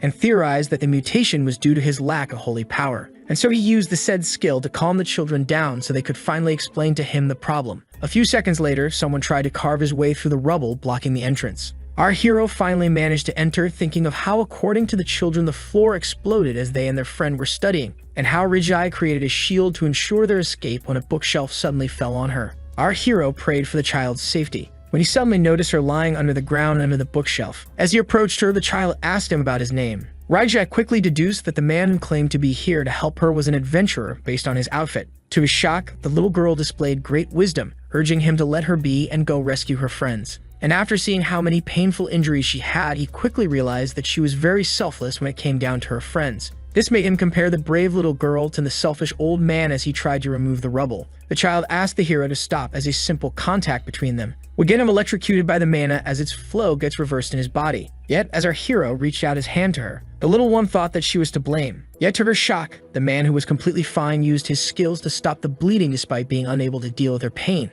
As the amazed Reggie asked the adventurer about his ability to use his powers when his mana is reversed, he cracked a gentle smile and affirmed that the reason behind this prowess was him being a quack while thinking of how he could leave someone as bright as her behind. Our hero carried the little student on his back, rushing to get her out of harm's way. Reggie warned the man about the mana leaks that were getting fiercer, as our hero asked her to stay down for her safety. Sun Yun Kang and the injured one were now on the 12th floor, yet this plan needed him to be on the 9th floor to execute. But just then, he stopped mid-course. As to his surprise, the stairs had already crumbled, and just as he assumed that they were trapped here, he noticed a giant breach in the wall and asked the girl if she had acrophobia. The little lady asked the hero if such means were truly necessary, yet he just asked her to close her eyes and have faith in him, as he affirms to the shivering one that he would surely guarantee her safety. Just like that, Sumi and Kang jumped from the 12th floor, right before the mana circuit overload caused a terrible explosion that they escaped at the last second. Just like that, the quack and the student found themselves in a free fall. Upon observing the girl, the man noticed that she was no ordinary child, seeing how she was still conscious and didn't get overwhelmed by her emotions. According to our hero, losing such a young soul would be a great loss for the continent, and so he summoned his crossbow and used his power to create a messy hook bandage arrow that he fired on the spot in order to hit a wall. With that, the quack prevented the student and himself from falling to their deaths. The protagonist began to pray for the bandage to hold strong, and despite getting ripped at first, the cloth proved itself to be sturdy enough to endure both their weights. With that, our hero created his arrow from a damaged metal stick and a rope of bandages, which was a creation he never thought he'd have to make. Shortly after, the mages on the ground began to talk about what would happen next. The teacher then thanked the quack for saving her student or explained that she needed a healer since he only patched up her leg. Rigi asked the young man if he was heading for the Mana Center, which she confirmed seeing how people there needed his help. And so she handed him a paper from her homework despite being unsure if it would be of any utility. But just as he opened it, they were interrupted by the girl's friend Taris and Lucy. The children quickly went to check on their classmate, who claimed to have been saved by the quack. Lucy and Taris and began to cry their hearts out for putting their friend in such a situation. Just then, tears drew down the mature one's eyes upon seeing her friend's cries. Our hero was pleased to see that despite the girl's selfless behavior, she was still a child. With that being said, the healer made his way to the Mana Center. Shortly after, all who were inside, including the tank and the sorceress, found themselves unconscious on the ground. Seeing this left our hero confused, assuming that this was the doing of the power mana system. Quickly, he used his observation skill only to find that the mana circuit had blanched with the mages as well as Hojeon Kim and Shuri. Suddenly, the manager of the Crimson Tower urged him not to get any closer, explaining how the system had siphoned everyone's mana in an instant, before stating that they should flee as the situation had gotten out of control. When suddenly, the system itself began to head towards the quack healer, yet he was left unfazed, as a pawn trying to suck up his mana. The bonds were broken as he affirmed that this trick was useless against him, and so he loaded up a rock arrow in his crossbow and quickly fired it towards the core crystal, only for it to block it using the skill Mana Protector. And while the manager was left stunned by this choice of skill, our hero had already predicted this outcome. Now the mana power system had become the living being. With that being said, he used his incense herb gel arrows on the newborn monster. This allowed him to melt the shield around the core crystal, and just as he was getting pleased by his action, he was left utterly shocked. Upon seeing the melted mana bubble on the mana circuit, our hero quickly realized that the monster was reabsorbing the mana he had just lost. After seeing the crystal charge up a terrifying and powerful attack, the protagonist quickly realized that he had lost. And just like that, Sung Yen Kang was hit with the powerful skill Mana Bullet. The manager watched in horror as he witnessed the hero getting hit by what seemed like a life-ending attack, before asking him if he was harmed. Our hero, who was still breathing, said that he had fared that as the divine orb appeared in his hand. The young man was well aware that the divine artifact was the sole reason behind their survival, and that they were bound to lose if the monster kept absorbing mana. The monster then acquired a mana shield around its crystal, making the professor point out how the incense herb was now pointless seeing the power system was using already melted mana as body parts. Yet the doctor affirmed that he had already predicted this outcome, and as the monster launched a rain of bullets upon him, he dashed towards it, while dodging every shot, before firing one of his own, in the direction of the mana bullets. And so the projectiles of both hero and monster clashed together, resulting in a great explosion. The molten mana then fell on the ground, which left the professor alarmed seeing how the power system was using its extensions to absorb it back and how this will make it even more powerful. With that, he asked the quack about his plan. Seeing how the beast was using the melted mana to its advantage, our hero tossed his crossbow away, before taking a good grasp of the ground and jumping into the air. Sung Yen Kang planned to take it down using the orb of the forgotten deity. He then unleashed a new attack named Kurkaresh Tel Punch in order to break the melted shield. Yet in the eyes of the professor, this feat was done by bare hand, and so a barrage of attacks was unleashed on the crystal. And just as our hero was about to deliver the final hit, the monster began to reuse the melted mana, and after recollecting it once again, grew two giant arms to our hero's bafflement. The quack escaped the monster at the last second as it tried to grab him. And while the manager was blown away by what he had just witnessed, the hero began to think of how stubborn this monster was. The professor had a hard time believing that this atrocity had been born in their magic tower. The powerful monster then slammed the ground with its fist, unleashing a devastating shockwave. Sung Yen Kang realized that the monster, who was now near death, was trying to save its own life by keeping up a distance between them. And so as he began to wonder about a way to take it down, he suddenly remembered the scroll given to him by the little girl and thought of it as the solution. Seeing how the beast was hungry for mana, our hero summoned his crossbow and charged it with mana potion arrows. The projectiles were shot on the wall as a distraction. This made the beast stop mid-attack, before rushing to its favorite treat. With that, the power system had fallen into our hero's trap. Suddenly, the arrows lost their light blue to a dark color, as even the system itself began to change colors. The monster couldn't comprehend it and tried to attack this odd phenomenon. Our hero was pleased by the scroll's performance. As he summoned his rock arrows, he pointed out how it was created by the little girl to corrupt mana, before shooting at the monster and hitting it right in the crystal. With that, the power system exploded. Our hero had finally won. Later on, in a great speech, it was pointed out how the mana power system was the cause of a great problem. Master Roker then expressed his gratitude towards the healer in front of everyone for saving the Crimson Magic Tower along with the city. The old man then asked the quack to state his wish, which greatly pleased him, as he requested the exclusive domain of the mental relaxation magic circle carpet, which left everyone shocked. And while the rest of the mages began to gossip about how important the requested item was, the master pointed out how it is passed down by those of the tower, and how one that is not of them could not get it regardless of his greatness, leaving our hero to an expected disappointment. And so by the power bestowed on him, Master Roker declared our protagonist an honorary member of the Crimson Magic Tower, affirming that despite not being a magician, he risked his life in order to save their tower, and that no help shall come their way in the future if they reject their present savior. This left our hero in utter shock. As once considered a fake healer with no healing skills, he now bore the title of a magicless fraud mage. The crowd then cheered as our hero accepted this honor, thinking of how he didn't mind it as long as it helped him attend to the others. Later on, Ho-jong Kim lay down, pointing out how exhausted he was, and how Sun-Yeon Kang must be pleased to have become an honorary member who has his own room, so the quack stated that he didn't wish for it to be empty. Ye pointed out how he didn't mind it since it will become their storage room before proposing to Ho-jong Kim to fix their inventories before going on their way. As he opened his status window, our hero decided to settle some matters, as he earned a total of 6841 points for helping those injured during the recent incident, along with one achievement reward. Before taking a look at his main quest, and recalling the rogue who affirmed that he would one day get hungry for power, making Sun-Yeon Kang think of how bad it is to interfere with godly matters. With that, the quack decided to take care of this matter another time, as he judged it wise not to cut big deals with the manager until more is revealed about it. The young man was then left stunned to unlock the achievement item slot for owning 3 items that weren't common. It then turned out that the item slot was a function in the status window that allowed him to use the effect of 3 items that were not equipped on him. This left our hero pleased, as it was perfect for the roach and the divine artifact, which were annoying to care for. He was then left curious about the existence of an achievement regarding the magic tower. Just as he was plunged into his own system, his friends remembered something and asked him if he was going to use the magic tower robe that was gifted to him. Yet our hero affirmed that it would not match him as a healer. And just as he thought that white was the better color, he suddenly realized something. Sun-Yeon Kang then summoned his crimson emblem and wore the said robe that proved his belonging to the magic tower. Just like that, our hero had unlocked his wanted achievement, leaving him very pleased. After storing some of their items, some earthly stuff was summoned to the ground. Ho-jong Kim was intrigued as Sun-Yeon Kang looked at him in an odd way. The doctor recalled how the tank stated to have been kidnapped while relaxing at home in pajamas, but she confirmed. The quack then stated that Ho-jong Kim had it better than him, for coming with earthly items despite it all being useless. Yet the man affirmed that his pillow wasn't, affirming that it was always with him regardless of the harsh conditions he had faced. The man was then left particularly triggered as he allowed his friend to take it, its scent infused. After glaring at a photo, the protagonist wondered if it wasn't better off in this storage room. A few moments later, the images bid farewell to the great heroes who saved them and made their way to visit Kamar. The tank pointed out how much more impressive it was than their village, as the healer stated that it was due to it being the home of rich individuals. Yet when they went to get a carriage, the old man affirmed that none were available now, making Ho-jong Kim, who hated sea travel, speculate that they had to go by boat. The hero then asked if this was a problem in this table. Yep, the man affirmed that it wasn't the case. Just then, they heard someone shouting nearby regarding the bridge.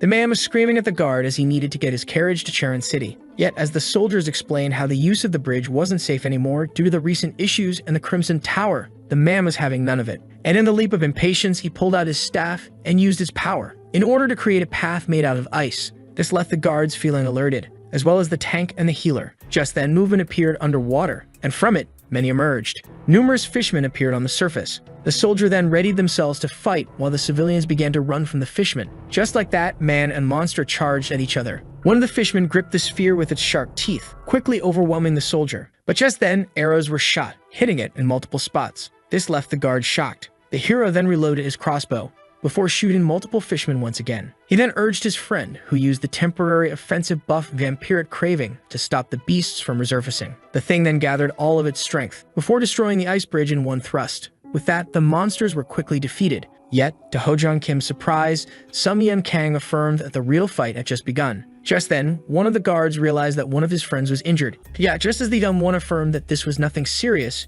he noticed something weird. As scales began to grow on his skin, the guard let out a loud scream, making our hero point out how he was turning into a monster. The guard was horrified upon seeing how fast the infection was spreading. All were left in shock upon seeing the man mutating. This phenomenon turns a man into a fisherman after being infected by the sad monster's blood, forcing him to try and contaminate the other humans. One of the guards proposed to purify the young man's blood by using a healing skill, yet our hero affirmed that it would be pointless. The guards recognized the man who explained how healing magic was useless against blood-infected injuries as the one who helped them kill the monsters. Upon hearing this, cutting off the arm was proposed, yet the quack affirmed that the infection was too fast and that it would have no result. This made the young man fall into despair upon hearing that his problem had no solution. With that, he pulled out his sword and placed it on his neck, stating that if his fate was to live as a monster, he would rather die on the spot. The others were horrified at this sight, and just as the man began to end his own life, he was suddenly stopped by the white coat, who asked him to take it slowly. This left the young one confused as the quack affirmed that there must still be hope left to find a cure, and if the said remedy doesn't exist,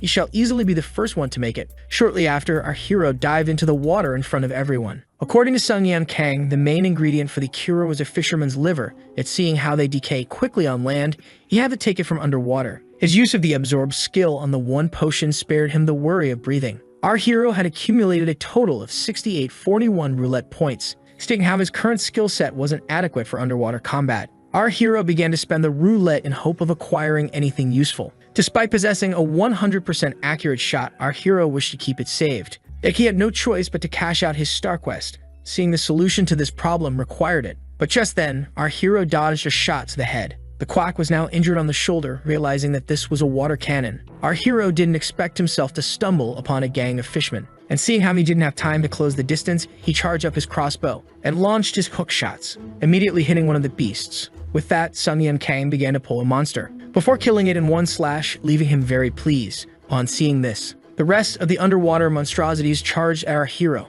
Yet by launching some swift arrows, green blood began to mix with the water. Our hero managed to kill every single one of them. This ease made him realize that he wouldn't have to resort to his new black star skill. Yet one thing left him intrigued, as the monsters were oddly numerous. But just then he turned around and found himself in front of a rare Fitsta fishman. The rare beast then loaded his spear and attacked our hero using shockwave, and so he quickly resorted to the chain of his hook shot in order to pull his prey towards him and use it as a meat shield. For the quack who had just fled death assumed that the scale of the rare monster's pride was the reason behind the fishman's gathering, and that he was now on the clock as his wind potion had 5 minutes of effect left. The rare monster then used water cannon on our hero, making him realize that it could only use 2 powerful skills which were easy to dodge. This made him theorize that the monster was waiting for his air to run out, and so he decided to use the power of his crossbow in order to counter its tactics, as the beast let out a smile, before easily dodging the underwater arrow. Yet it was already too late, seeing how it had already scratched the rare monster. The rare fisherman was left stunned upon seeing that this arrow was a cure failure of his skin.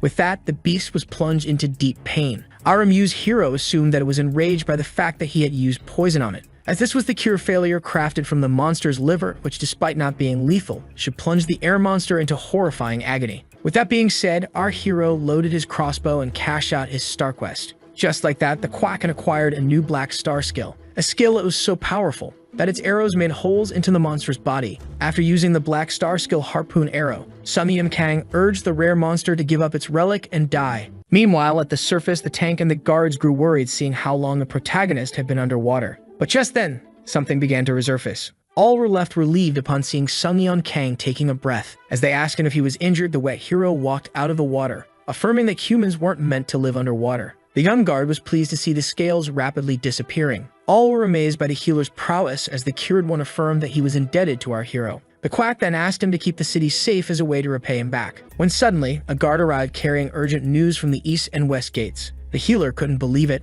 as the man affirmed that the other 2 gates had been fighting the same type of monsters as them. Tormented screams were heard in the Kamar Guard infirmary. The guards were suffering physical and mental pain as they began to mutate. Our hero quickly barged in, before loading his crossbow with the Fishman mutation cure arrows and shooting at every single infected guard in the infirmary. With that, the cure began to take effect. Yet the tank realized that some had already been completely mutated, making the doctor explain how they were now beyond saving. The newly born Fishman grabbed his bed and threw it at our heroes, who easily managed to dodge it. Ho Jong Kim tried to slash it, yet the beast used its powerful teeth in order to break his blade, leaving him utterly amazed. With that, the hero used his new star skill in order to attack it. Just then, the tank noticed that the quack was in a tough spot, as two fishmen had managed to reach him. And seeing how his weapon was now broken, the man decided to use himself as a mid-shield, tanking the monster's bite. With that, Sun Yun Kang slammed the one behind him, before pointing his harpoon arrow at the monster, overpowering his friend and shooting it right in the head. With that, fell the last of them. Ho Jong Kim was annoyed by his broken sword, so Sun Yun Kang affirmed that he was using it pretty brutally. And when he proposed to cure him, the tank declined, stating that being bitten wasn't really a problem. Just then, the captain arrived and was devastated by the state of his men.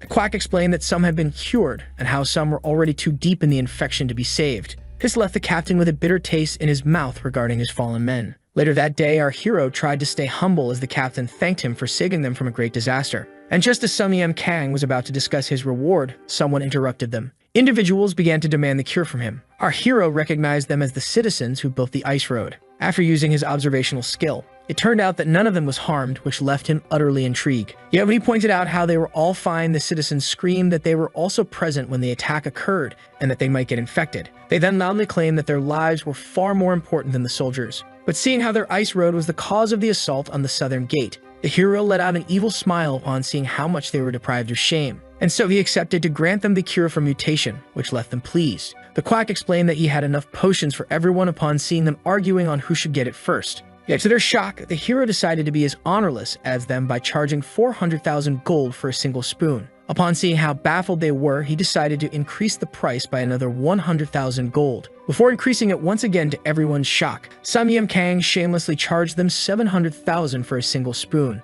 Upon seeing this, the crowd grew frustrated and burst out at the doctor, accusing him of taking advantage of their city's misery, and so he tried to calm them down. All rich beggars then had the same idea, as our hero explained that everyone who shows our symptom will get a free ration. With that being said, all shamelessly began to claim that they were infected. Sun Yun Kang then claimed to not be able to distinguish the right symptoms from the fake ones, and so he reached into his pocket and pulled out a bottle, explaining that the cure would be given to anyone who drinks this fishman blood. The captain watched in awe as the man explained how he would surely give them the cure, stating how they would surely be infected upon drinking the green liquid. This left the crowd terrified, as the protagonist cheerfully asked them who shall be the first to get mutated. After saying those very words, the crowd began to have their doubts whether they would be given the cure or if it might even work. They then began to back out, before running away and pushing the experiment one at another. The captain was left amazed by how easily the doctor got rid of the beggars, making him point out how difficult clients were his specialty. Sun Yun Kang was left disappointed seeing how he was planning to exit the city today. He then asked the captain if there truly weren't any carriages out of the city, yet the man confirmed that there weren't any. And so the tank asked him about their next course of action. The hero, who had to resupply himself with potions, suggested spending the night in the city, so Ho Jong Kim proposed to get dinner first. Yet the quack stated that he wanted to appraise his relic first, making his friend congratulate him for slaying a rare monster whom he stated was weaker than the zombie. Shortly after, they entered the Coma relic appraiser. The hero could tell that the shopkeeper who welcomed them was someone utterly despicable. Before explaining how he needed to see the value of a relic, the shopkeeper was left amazed as a rare relic was now in front of his eyes. As he pretended to do the evaluation, the hero could easily tell that this was nothing but a scheme. A lady then entered the room as he explained that this relic had nothing special. And just as the quack was about to physically discipline the shopkeeper, the lady rushed to him and punched him for trying to trick yet another client, as she held the shopkeeper in a chokehold. The lady apologized for the scammer's behavior and proposed to take a look at the said relic. The rare item then turned out to be a Fitzdamarine Urkuff that increases one's stats while underwater, while allowing him to see through the seas. The shopkeeper then congratulated the adventurers on obtaining such an item, explaining how wearing them increased their abilities. Ho Jong Kim then asked Sun Yun Kang about the meaning of earcuff, so he explained to him how they were basically earrings that did need piercing to be worn. The hero then decided to take the earrings for himself rather than selling them, thinking of how they could come in handy in case of an underwater fight, while the shopkeeper began accepting her loss. He then gave the tank one of the earcuffs, before explaining to his intrigued friend how one per person was sufficient and how he would resort to it while fighting underwater. And while the touched Ho Jong Kim assumed that his friend cared about him, Sun Yun Kang was in fact tired of being the only one fighting underwater. Once the tank pointed out how he needed to have it equipped in order to use it, he was left amazed as he introduced him to the achievement item slot that he unlocked by possessing the 3 items that weren't common. And so he used the item slot to stock the Moonlight Totem and his new aircuff. As the tank handed the hero the rare carpet that he had given him to unlock this achievement, the healer pointed out how they should help each other like this later. The heroes then decided to find a place to spend the night, so Ho Jong Kim proposed to go back to the magic tower. That the idea was quickly ditched, seeing how awkward it would be to go back after less than a day. But just then, someone overheard the Earthlings' conversation and approached them. Later that same night, as the shopkeeper made her way into the city, she had finally reached her house and was shocked to see Sung Yen Kang and Ho Jong Kim sitting with her family at dinner. The lady was confused as to why her customers were here and assumed that the guard was fired, so he angrily explained how he was on a break. After pointing out how brother and sister looked alike, the mother explained that this was her son's savior who would be staying with them until he could exit Kamar. The quack began to think that this family wasn't normal, seeing its earliest generation served in the Kamar Guard. Cyril Cadler then explained that it would be scandalous to see the one who saved the guards sleeping outside, which shocked his sister Shale. Seeing how our hero was the one that everyone was talking about, the girl introduced herself and stated that the quack could stay as long as he pleased. Her brother was then left triggered upon hearing her giving him his room before explaining how he would return to the barracks. And while Sung Yen Kang was amused, Ho Jong Kim pointed out how they truly seemed like brother and sister. Later that same night, our hero suddenly woke up, wondering about the time. Sung Yen Kang then realized that something seemed weird. Upon seeing an intriguing mist on the horizon, he realized how it was all concentrated in one single spot. After recalling the watchtower of the Cadler residence, our hero decided to use it in order to have a better view. Sung Yen Kang slowly opened the door and walked towards his destination, when suddenly a sword was lifted and placed right on his neck. Fear began to install itself in our hero's heart, who didn't have enough time to react, as his mysterious attacker asked for his name. The quack found himself in that rather tough situation, thinking of how hostile the man must be for physical threat to be his first action. Yet just as he began to summon his own weapon, the young guard explained to his uncle how this was Sung Yen Kang. The protagonist then began to recall his weapon after seeing that the man realized that he was the one who saved his nephew. After that, the man expressed how sorry he was for almost hurting the one who helped his family member. Yet Dr. Kang affirmed to Hikaru Cadler that he wasn't to blame, seeing how he was an outsider inside his house. Hikaru explained how every morning he watches the lake and that despite people calling it useless, seeing how magic tower barriers were present, he did it because he wanted to protect his own with his own power, making our hero realize the reason behind the watchtower's presence. The quack spotted something upon using his observational skill, and summoned his crossbow before explaining to the old man how this tower wasn't pointless, leaving him intrigued. Sung Yen Kang then used his skill, harpoon arrow, in the direction of the mist. Shortly after, a small flash of light occurred, followed by a back explosion. Upon seeing this, the hero realized something about the fog. Both uncle and nephew were left stunned, as that the fog turned out to be a way of concealing those who wanted to attack the city. Just like that, the city was caught by surprise. Cheryl asked the man to prepare themselves in order to prevent the beasts from entering Kamar. The old man firmly grasped his blade, before decapitating his first monster. His niece and nephew followed his footsteps and also began killing the monsters. The tank was shocked to see the entire Cadler house joining the battle, making the healer point out how they are a military family, and seeing how they were gifted new weapons. The healer, Kamar Silver's Glory, and the tank, who had Kamar Golden Glory, decided to join the fight as well. The monsters were many and fierce, yet Ho Jong Kim charged at them nonetheless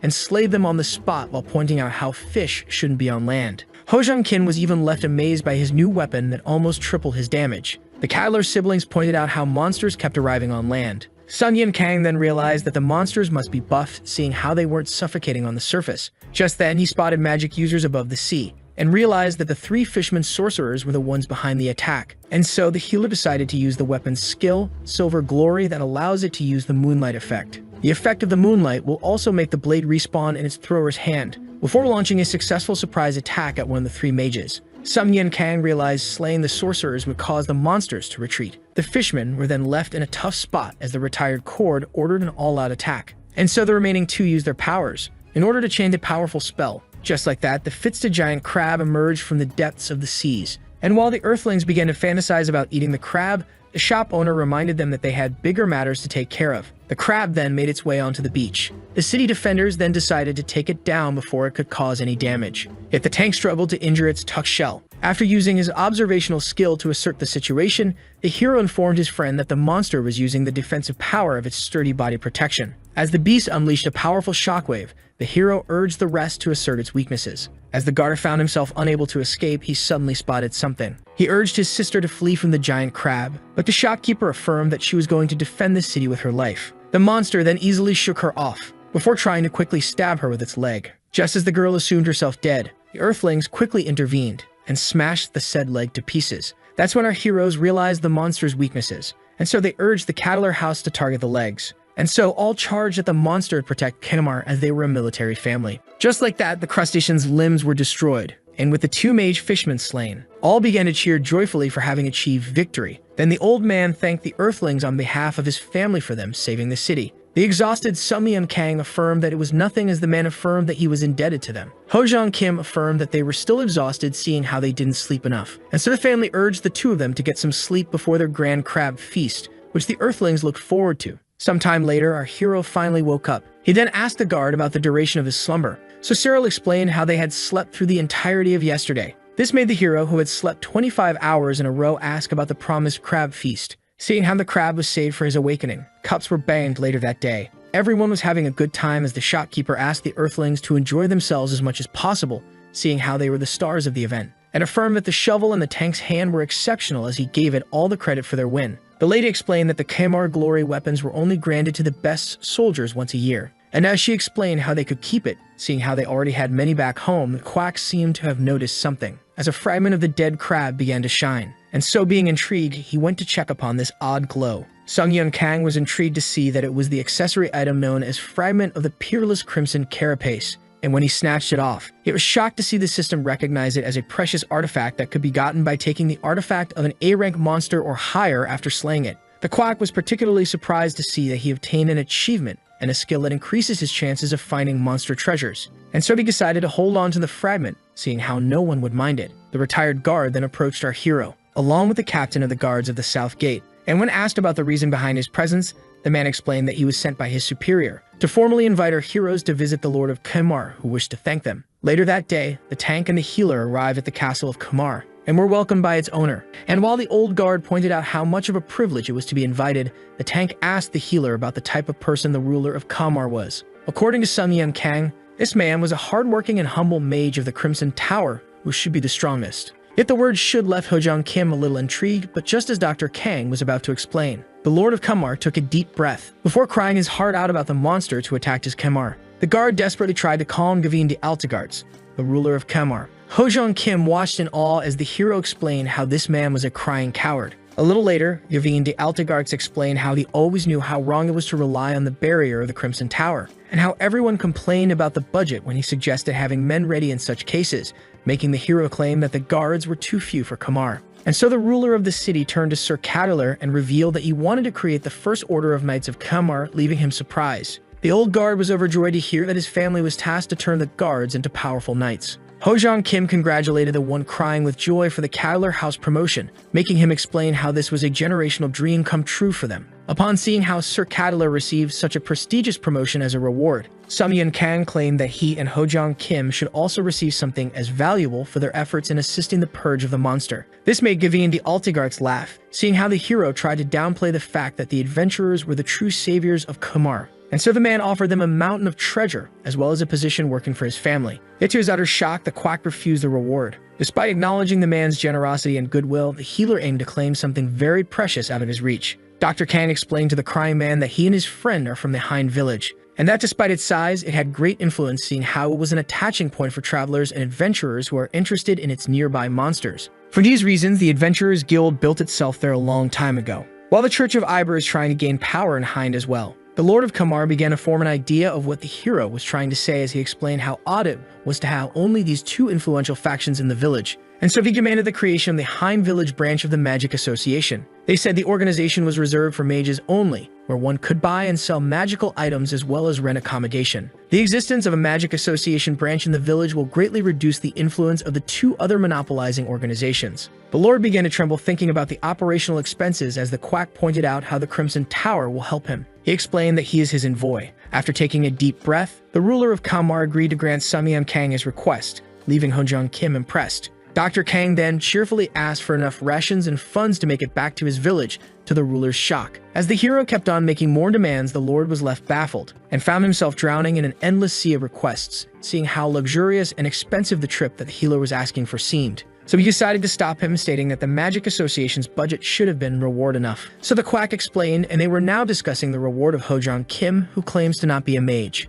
Gavin de Altegarts was left stunned as the tank explained that he didn't have any relation to the construction of the Hind branch. This left the old guard startled upon seeing the ruler of the city collapse before his eyes. Later on at the port, our hero was introduced to his guides. And so, as they departed from Khmer, the Cadillac children gave them a warm goodbye. Our heroes began their peaceful trip back home, but couldn't help but notice the beauty of the crazy magic tower at this hour. Yet later on, the hero of the tank and the 3 guides found themselves in an unexpected life-threatening situation. 60 minutes earlier, the hero explained how they were going to cross the lake before continuing on land from Trakati village, and how they had to cross the enormous and shadowy red forest that was easy for strangers to get lost in. He turned to his guide, Valak, if he was from Trakati, which he confirmed, explaining that they went to the city in order to cure their daughter, and that neither his wife, Daisy, nor his daughter, Rudy, could return home to the rest of the children due to the lack of departing ships. The guide then explained that at their lowest, the lord of the city asked for guides to help the heroes, who extracted a decent sum from him in the Red Forest.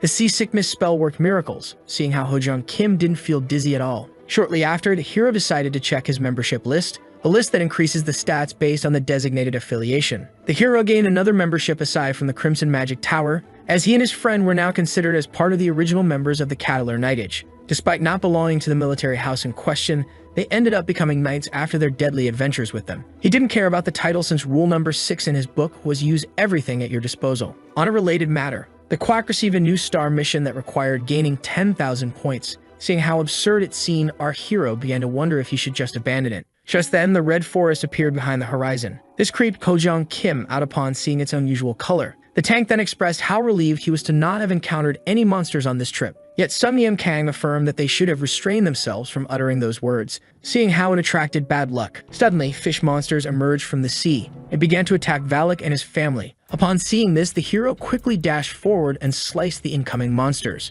The healer asked the guide to resume his way regardless of the monsters. Just then, the wife alerted the doctor of a new monster arriving. Upon seeing it rise above the water, the hero quickly summoned his crossbow as it was an unexpected camafin fish. The hero bombarded it with powerful shots, and just as the crew assumed that it was fleeing, the healer explained how this wasn't the case. Suddenly, the boat began to shake. The colossal fish had thrown the boat and its passengers high into the air. With that, the terrified tank began to cry his heart out. They were heading straight for the monster's jaws. The hero, who acknowledged its cleverness despite its species, he then used his crossbow to create an ice potion arrow that froze the monster as well as the nearby water upon being fired. Ho-jung Kim was shocked to see the giant fish unable to move, and so upon being asked to destroy the ice, the man summoned his Kamar Golden Glory and struck it with a lightning skill. As the parents checked on their child, she affirmed being unharmed yet freezing, while her father wondered if this was the daily life of an adventurer. The tank was then left intrigued as the healer explained how something felt off. Sung Yun Kang explained how this monster normally stays in deep water away from sunlight, and seeing how it attacked at night when the sun was still off, the hero decided to use his observational skill. That revealed how the camafin fish, who had a smashed head and a frozen body, had met its end 3 days ago. Upon seeing that it was already dead, the hero decided to slash the corpse open, when suddenly a mysterious organism emerged out of it. The hero then explained to the confused tank how this was a floral parasite monster. This creature, who was mutated by powerful magic, seemed to be the one pulling the strings of the camafin fish. But our hero was left utterly intrigued as his observational skill pointed out how this extension would die out once the main body is slain. Suddenly, the ocean itself began to shake under their feet when something enormous began to surface. The presence of the boss monster made our hero realize why no achievement was earned. He tried to turn to Ho-jung Kim for assistance. Yet as it turns out, the man was rendered completely useless due to his seasickness. The monster then targeted its powerful tentacles on the family of 3 and quickly captured each one of them. Upon seeing this, the hero pulled out his crossbow in order to save the man, by using harpoon arrow to slice off the tentacles holding him and his wife. This left the hero annoyed as the little girl was still in the grasp of the ferocious boss monster, and so as it tried to pull the child into the sea. Ho-jung Kim was watching the whole scene. With the reminder of his young daughter, the child in danger left him horrified. So he charged at the monster and tried to free the little ill child from the giant tentacles. Just like that, the both of them had been taken underwater. The healer was left baffled while the parents were left horrified at the sight of their little girl getting kidnapped by a horrifying beast. After seeing this, the mother wanted to rush in order to save her child, yet her husband held her down. Doctor used his skill, calming voice to remove the panic. Before explaining how he would return Rudy to them, the hero, who was shocked to see the tank jump in the water, realized that if nothing is done, both Ho-jung Kim and the one he is trying to save will end up drowning, as the tank found himself overwhelmed by the persistent tentacles, which kept regrowing no matter how many times he sliced them off. If he were fighting the monster alone, the man could have escaped easily, yet the child he had to save made the matter only more challenging. And just as he was about to run out of oxygen, he was struck to see a light appear from the surface. Just like that, he and Rudy were struck by a wind potion arrow. Dr. Kang rushed to rescue the both of them,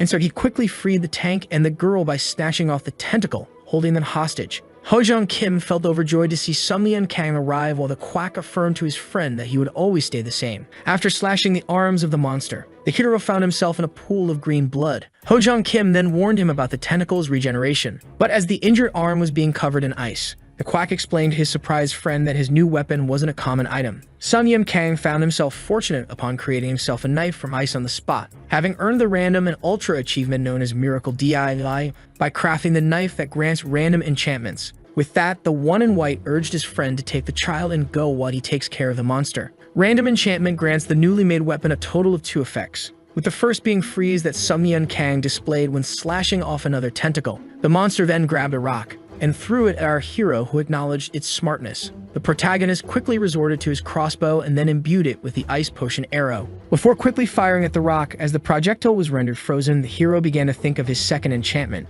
that allows him to quadruple the damage delivered to frozen targets. But just then, his attention was caught by a giant figure approaching him. The sequoia squid, where the main parasite resides, had finally appeared. And while our hero was pleased to finally meet it face to face, a monster quickly began to act, unleashing a powerful shockwave at the healer. The quack quickly recognized the skill. Suddenly, numerous smaller squids appeared and engulfed the host of the main parasite. Sun Yim Kang quickly realized that the monster plant that is controlling all of them is using the smaller ones to protect the escaping main vessel. And just as the monster began to make its escape, an arrow was fired in its direction. The projectile then began to glow with a bright light. Our hero had resorted to his Water of Dawn arrow, thinking of how vessels were usually puppets in the hands of parasites and are still driven by instincts. All squids were left almost hypnotized, as one of the characteristics was the desire to approach the light that left the parasite utterly confused. The hero then targeted it with a nice potion arrow. As the affected monster was now in reach, the protagonist bid it farewell, before cutting it into quite 2 pieces as the plant desperately tried to escape. As our hero decided to retrieve his holy arrow before resurfacing after his victory, he suddenly received a notification from the system. To his shock, he earned himself quite a lot of unexpected points. This left him confused, as slaying monsters shouldn't let him gain points. Yet, upon seeing the extensions after the death of the parasite's main body, our hero realized that he had indirectly helped the squids feel better. With that, numerous achievements were unlocked, which left him very pleased by this adventure. A few months later, our hero finally resurfaced to catch his breath. Sun Yim Kang asked Ho Jong Kim about their 3 guides, but dropped every hope of conversation upon seeing that the man was still seasick. After our heroes reached the beach, the red-headed family rushed to the quack. Worry installed itself in Dr. Kang's heart upon seeing the state of the little girl, feeling that he might not be able to save her in time. The couple asked about their daughter's state, so the doctor revealed how this was hypothermia, and how they should make her body temperature rise by wrapping her in a blanket after stripping her of her wet clothes while he creates a fire. But just then, the tank pointed out the weather. The doctor was utterly annoyed as the black cloud announced the rain, so he asked his guide about the proximity of the nearest village. So the man explained how the shortest route would take too much time. With Tricati not being an option, the quack suggested diving deeper into the forest in order to find somewhere to hide from the rain. As they made their way into the forest, the hero observed how the tree's color and the forest's name.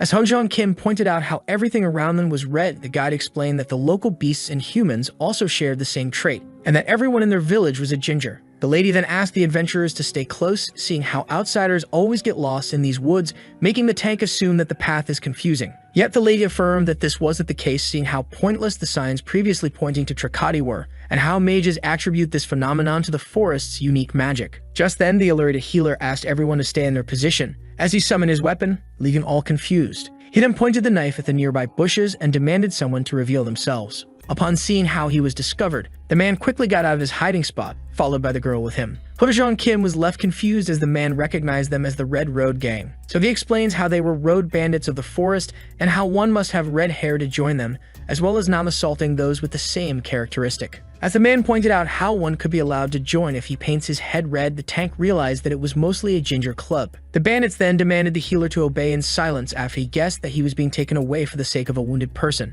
Just as our hero began to think of how he should beat them quickly, seeing how they were in a rush to find shelter, he suddenly had an idea. He explained to the bandits how the little girl was, before leaving them stunned after claiming that they would be using their base to spend the night. The protagonist even ignored his anger as he pointed out the bad weather. Ho Jong Kim decided to evacuate the family before the odd fight began. Dr. Kang then explained that their cooperation would be paid by not capturing them for the Adventurers Guild, which left the bandits filled with rage. And so the both of them charged at him at once. The healer quickly dodged the knives of the girl, before using his own, in order to smack her with the pommel. The quack dodged the thrust of the boy, before geeking him in the chest. The bandits, who were terribly overpowered, decided to use his secret weapon upon assuming that skills were the reason behind the hero's power. And just as the paper had been ripped, Chains appeared from a circle and began to engulf our hero. The protagonist recognized them as mana-corrupting binds. With that, the boy charged at him, thinking that the doctor was powerless when deprived of his mana. To their shock, the magicless hero easily broke out of the chains. With that, he punched the bandit in the face, knocking him out in one hit. Sun Kang then turned to the terrified girl and showed her his fist while cracking a gentle smile. After a quick beatdown, the defeated bandits decided to take our heroes to their base. A few moments later, the tank, the healer, and the redheads were in front of the hideout's entrance. After deactivating the seal, the rock moved away, uncovering a secret tunnel. The healer was left surprised upon entering the cave, as all bandits were lying on the ground and plunged in agony. Seeing their state made the man realize why the Red Road gang tried to abduct a healer. The boy explained how his companions suddenly felt tremendous pain and how they assumed that a healer could help them out. Just then, someone inside the cave asked the healer about his identity, which was none other than Rosen, the bandit in command. But upon seeing him, our hero felt intrigue. Seeing how odd the man who expected one healer looked, Ho-jong Kim prepared his shovel just in case, as the leader demanded an explanation behind the presence of numerous outsiders. The girl tried to come up with an excuse as it was too embarrassing to reveal that the hero had forced them to show him their hideout. But as Sun Kang explained the whole situation, the girl was left enraged. At seeing how they were demanded by the authorities, a man tried to oppose their stay. Yet the doctor explained that they would keep their location secret, before explaining how he was a healer who could help the members in pain. Dr. Kang proposed a deal to the man, stating that he would grant them his services in exchange for shelter. And so with a small voice, the bandit declared that the adventurers must be powerful for breaking into their hideout. And with a shaking tone, he accepted the proposition in exchange for not causing any damage. Seeing this made our hero realize that this man wasn't fit to lead, which made him wonder about the real chief's whereabouts. As little Rudy was placed warmly near the fire, the hero examined one of the patients and discovered that she didn't seem to be harmed or sick in any way. And so he decided to use his observational skill, only to discover that the lady had mental damage known as phantom pain, which could lead to permanent brain damage. Sun Kang then explained to Ho-jong Kim how the patient was suffering from phantom pain. This term, that refers to agony in the place of a missing limb back on Earth, refers to a state of pain with no damage in this new world. The healer then explained that phantom pain, although not lethal, would keep on damaging one's mind as time passed as the agony itself increased. As he then affirmed that this non-lethal case was difficult to cure, the boss of the bandits began to lose all hope. So Sun Kang explained how they should take care of the reason behind the pain, and how they would need mentality and tranquility potions in order to treat it, seeing how it was due to mentality loss. But just as the quack explained how he could craft the required potions and how he was lacking the necessary ingredients, his friend pointed to a shelf full of plants and said these would suffice. Seeing how everything was ready, the hero realized that they were all cultivated in the forest. The hero then took a good look at the herbs and realized that he needed them all in order to create the treatment. So he asked Rosen about the available men, so he explained how he had 16 healthy bandits. Being satisfied with this answer, the quack ordered him and his crew to go into the red forest and gather him more ingredients. This stuff confused the man, seeing how ferocious Lorraine was outside. With that, the boy and the girl burst at our hero for being a freak healer commanding them. Upon hearing this, Sun Kang cracked his usual annoyed smile. Comments later, the red-haired bandits found themselves beaten up and gathering the necessary ingredients under the rain. When asked about his vast knowledge, the doctor explained that he was experienced in his domain and that he gathers data from the track records of his patients, earning him the praise of his friend. The doctor then demanded from the tank the bottle that he was holding. But as it suddenly slipped and rolled away from our heroes, the healer accused the tank of having shaky hands like old men, leaving him very annoyed. But as he was about to grab the bottle, Ho-jong Kim seemed to have found something intriguing, and so he quickly took it to the protagonist. As the hero explained how this was a scarab, the tank remembered their last crusade inside the ruined dungeon, which was filled with these unpleasant insects. Seeing how numerous the insects were, Ho-jong Kim assumed that they were being collected. Yet his friend pointed out that they were too evolved for this. And so he used his observational skill, reviewing that it was a hibernating tabular scarab that would wake up in the right case. As Sun Kang explained how this was a living being, the startled tank threw it away. The doctor was left intrigued, seeing how many scarabs seemed to be living nearby and how their placement on the floor implied that they weren't being collected. Ho-jong Kim was left terrified as his friend suddenly asked him to start digging. Shortly after, the man was left disgusted as more bugs were uncovered,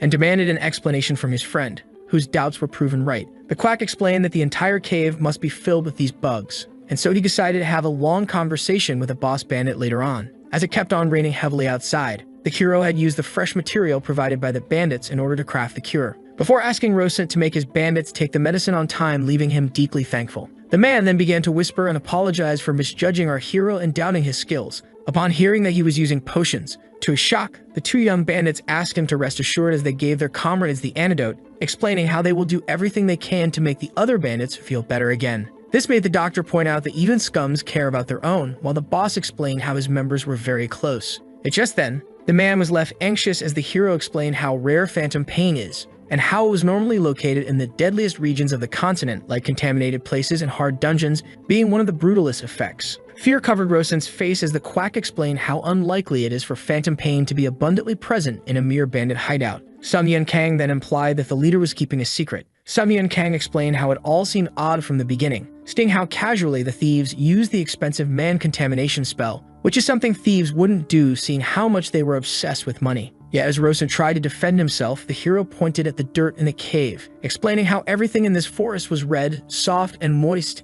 except the cave, which was made of dry and hard sandstone, as if it didn't belong here. With that being said, he asked the thief for his true identity. The man decided to reveal everything. It asked our heroes to rescue him after he is done explaining. And while the tank was left intrigued, the healer explained that he will take this decision at the end of the explanation. The man explained how 3 months ago the cave appeared, and what was an empty space, and how it was filled with countless treasures and exotic alien beasts. Upon hearing this, they were left shocked as the man decided to confirm his doubts, revealing that this cave was somehow a dungeon. Rosen then explained how this type of place was called a transfer dungeon, which seemed familiar to the ears of the doctor. Just then, he recalled everything, and how there were special cases aside from the regular dungeons that exist in dimensions of their own, which would only be accessed by portals. How the dungeon itself would be transferred from its home world to this continent. This left the doctor stunned as many lifetimes had passed since something like this occurred. This made him also realize that the man's contamination spell was found in this dungeon, which the boss confirms, explaining how happy they were to find such items. Yet one day, everything changed for the worst as their youngest thief obtained a similar scroll. The little lady found herself fighting a mage of the city, and despite their usual shamelessness, in front of a stronger opponent, that day they had a chance. And so the girl used the mana contamination scroll, leaving the mages terrified. With that, the thieves of Trikati easily gained the edge on the powerful wizards of Komar. This made the earthly greed in the eyes of the thieves as they had won this fight, as the mages were rendered magicless. Rosen explained how this was a joyful day, seeing how they had finally defeated the mages they hated so much that the issue was their greed for better items. The mage then called how the girl made a discovery in the gods of the cave and explained how awakening it wouldn't just forever silence the mages, but would also allow them to control the entire city, leaving both heroes entirely shocked. Rosen, who began to panic, explained how his men were about to attack Kamar after this incident, unlike their usual selves. And so the chief of the bandits urged the adventurers to stop his friends. He then turned to the healer, asking for his decision. So Kang revealed that despite his dislike of mages, it would be a shame to let the city that he had saved recently fall so easily, as he remembered the friends he had made there. With that being said, the protagonist asked for the location of the one that was truly in charge. Shortly after, the tank was searching for the secret room. He called how they were tasked with taking out the chief and his executives. Yet the hero affirmed that there was a simple solution as he pointed at his own eyes, before using his observational skill on the path ahead, revealing the mana circle that served as the mark of the secret room. After pointing out the exact location to the tank, the latter began to dig the wall using his travel. But to the man's horror, more scarabs resided in the rocks, which our hero found obvious and natural. Despite having recognized the magic circle as the entrance, Ho-jong Kim had no idea on how to use it, and so the protagonist summoned his divine item that had a high mana resistance. Meanwhile, the members of the gang inside the hidden chamber were left intrigued by the sudden sound, when suddenly the wall began to crack. Just like that, the one in white burst into the room holding the golden globe to everyone's shock. The bandits were then left standing as the attacker introduced himself. With that, the thieves, who didn't expect to be found, decided to terminate the intruders.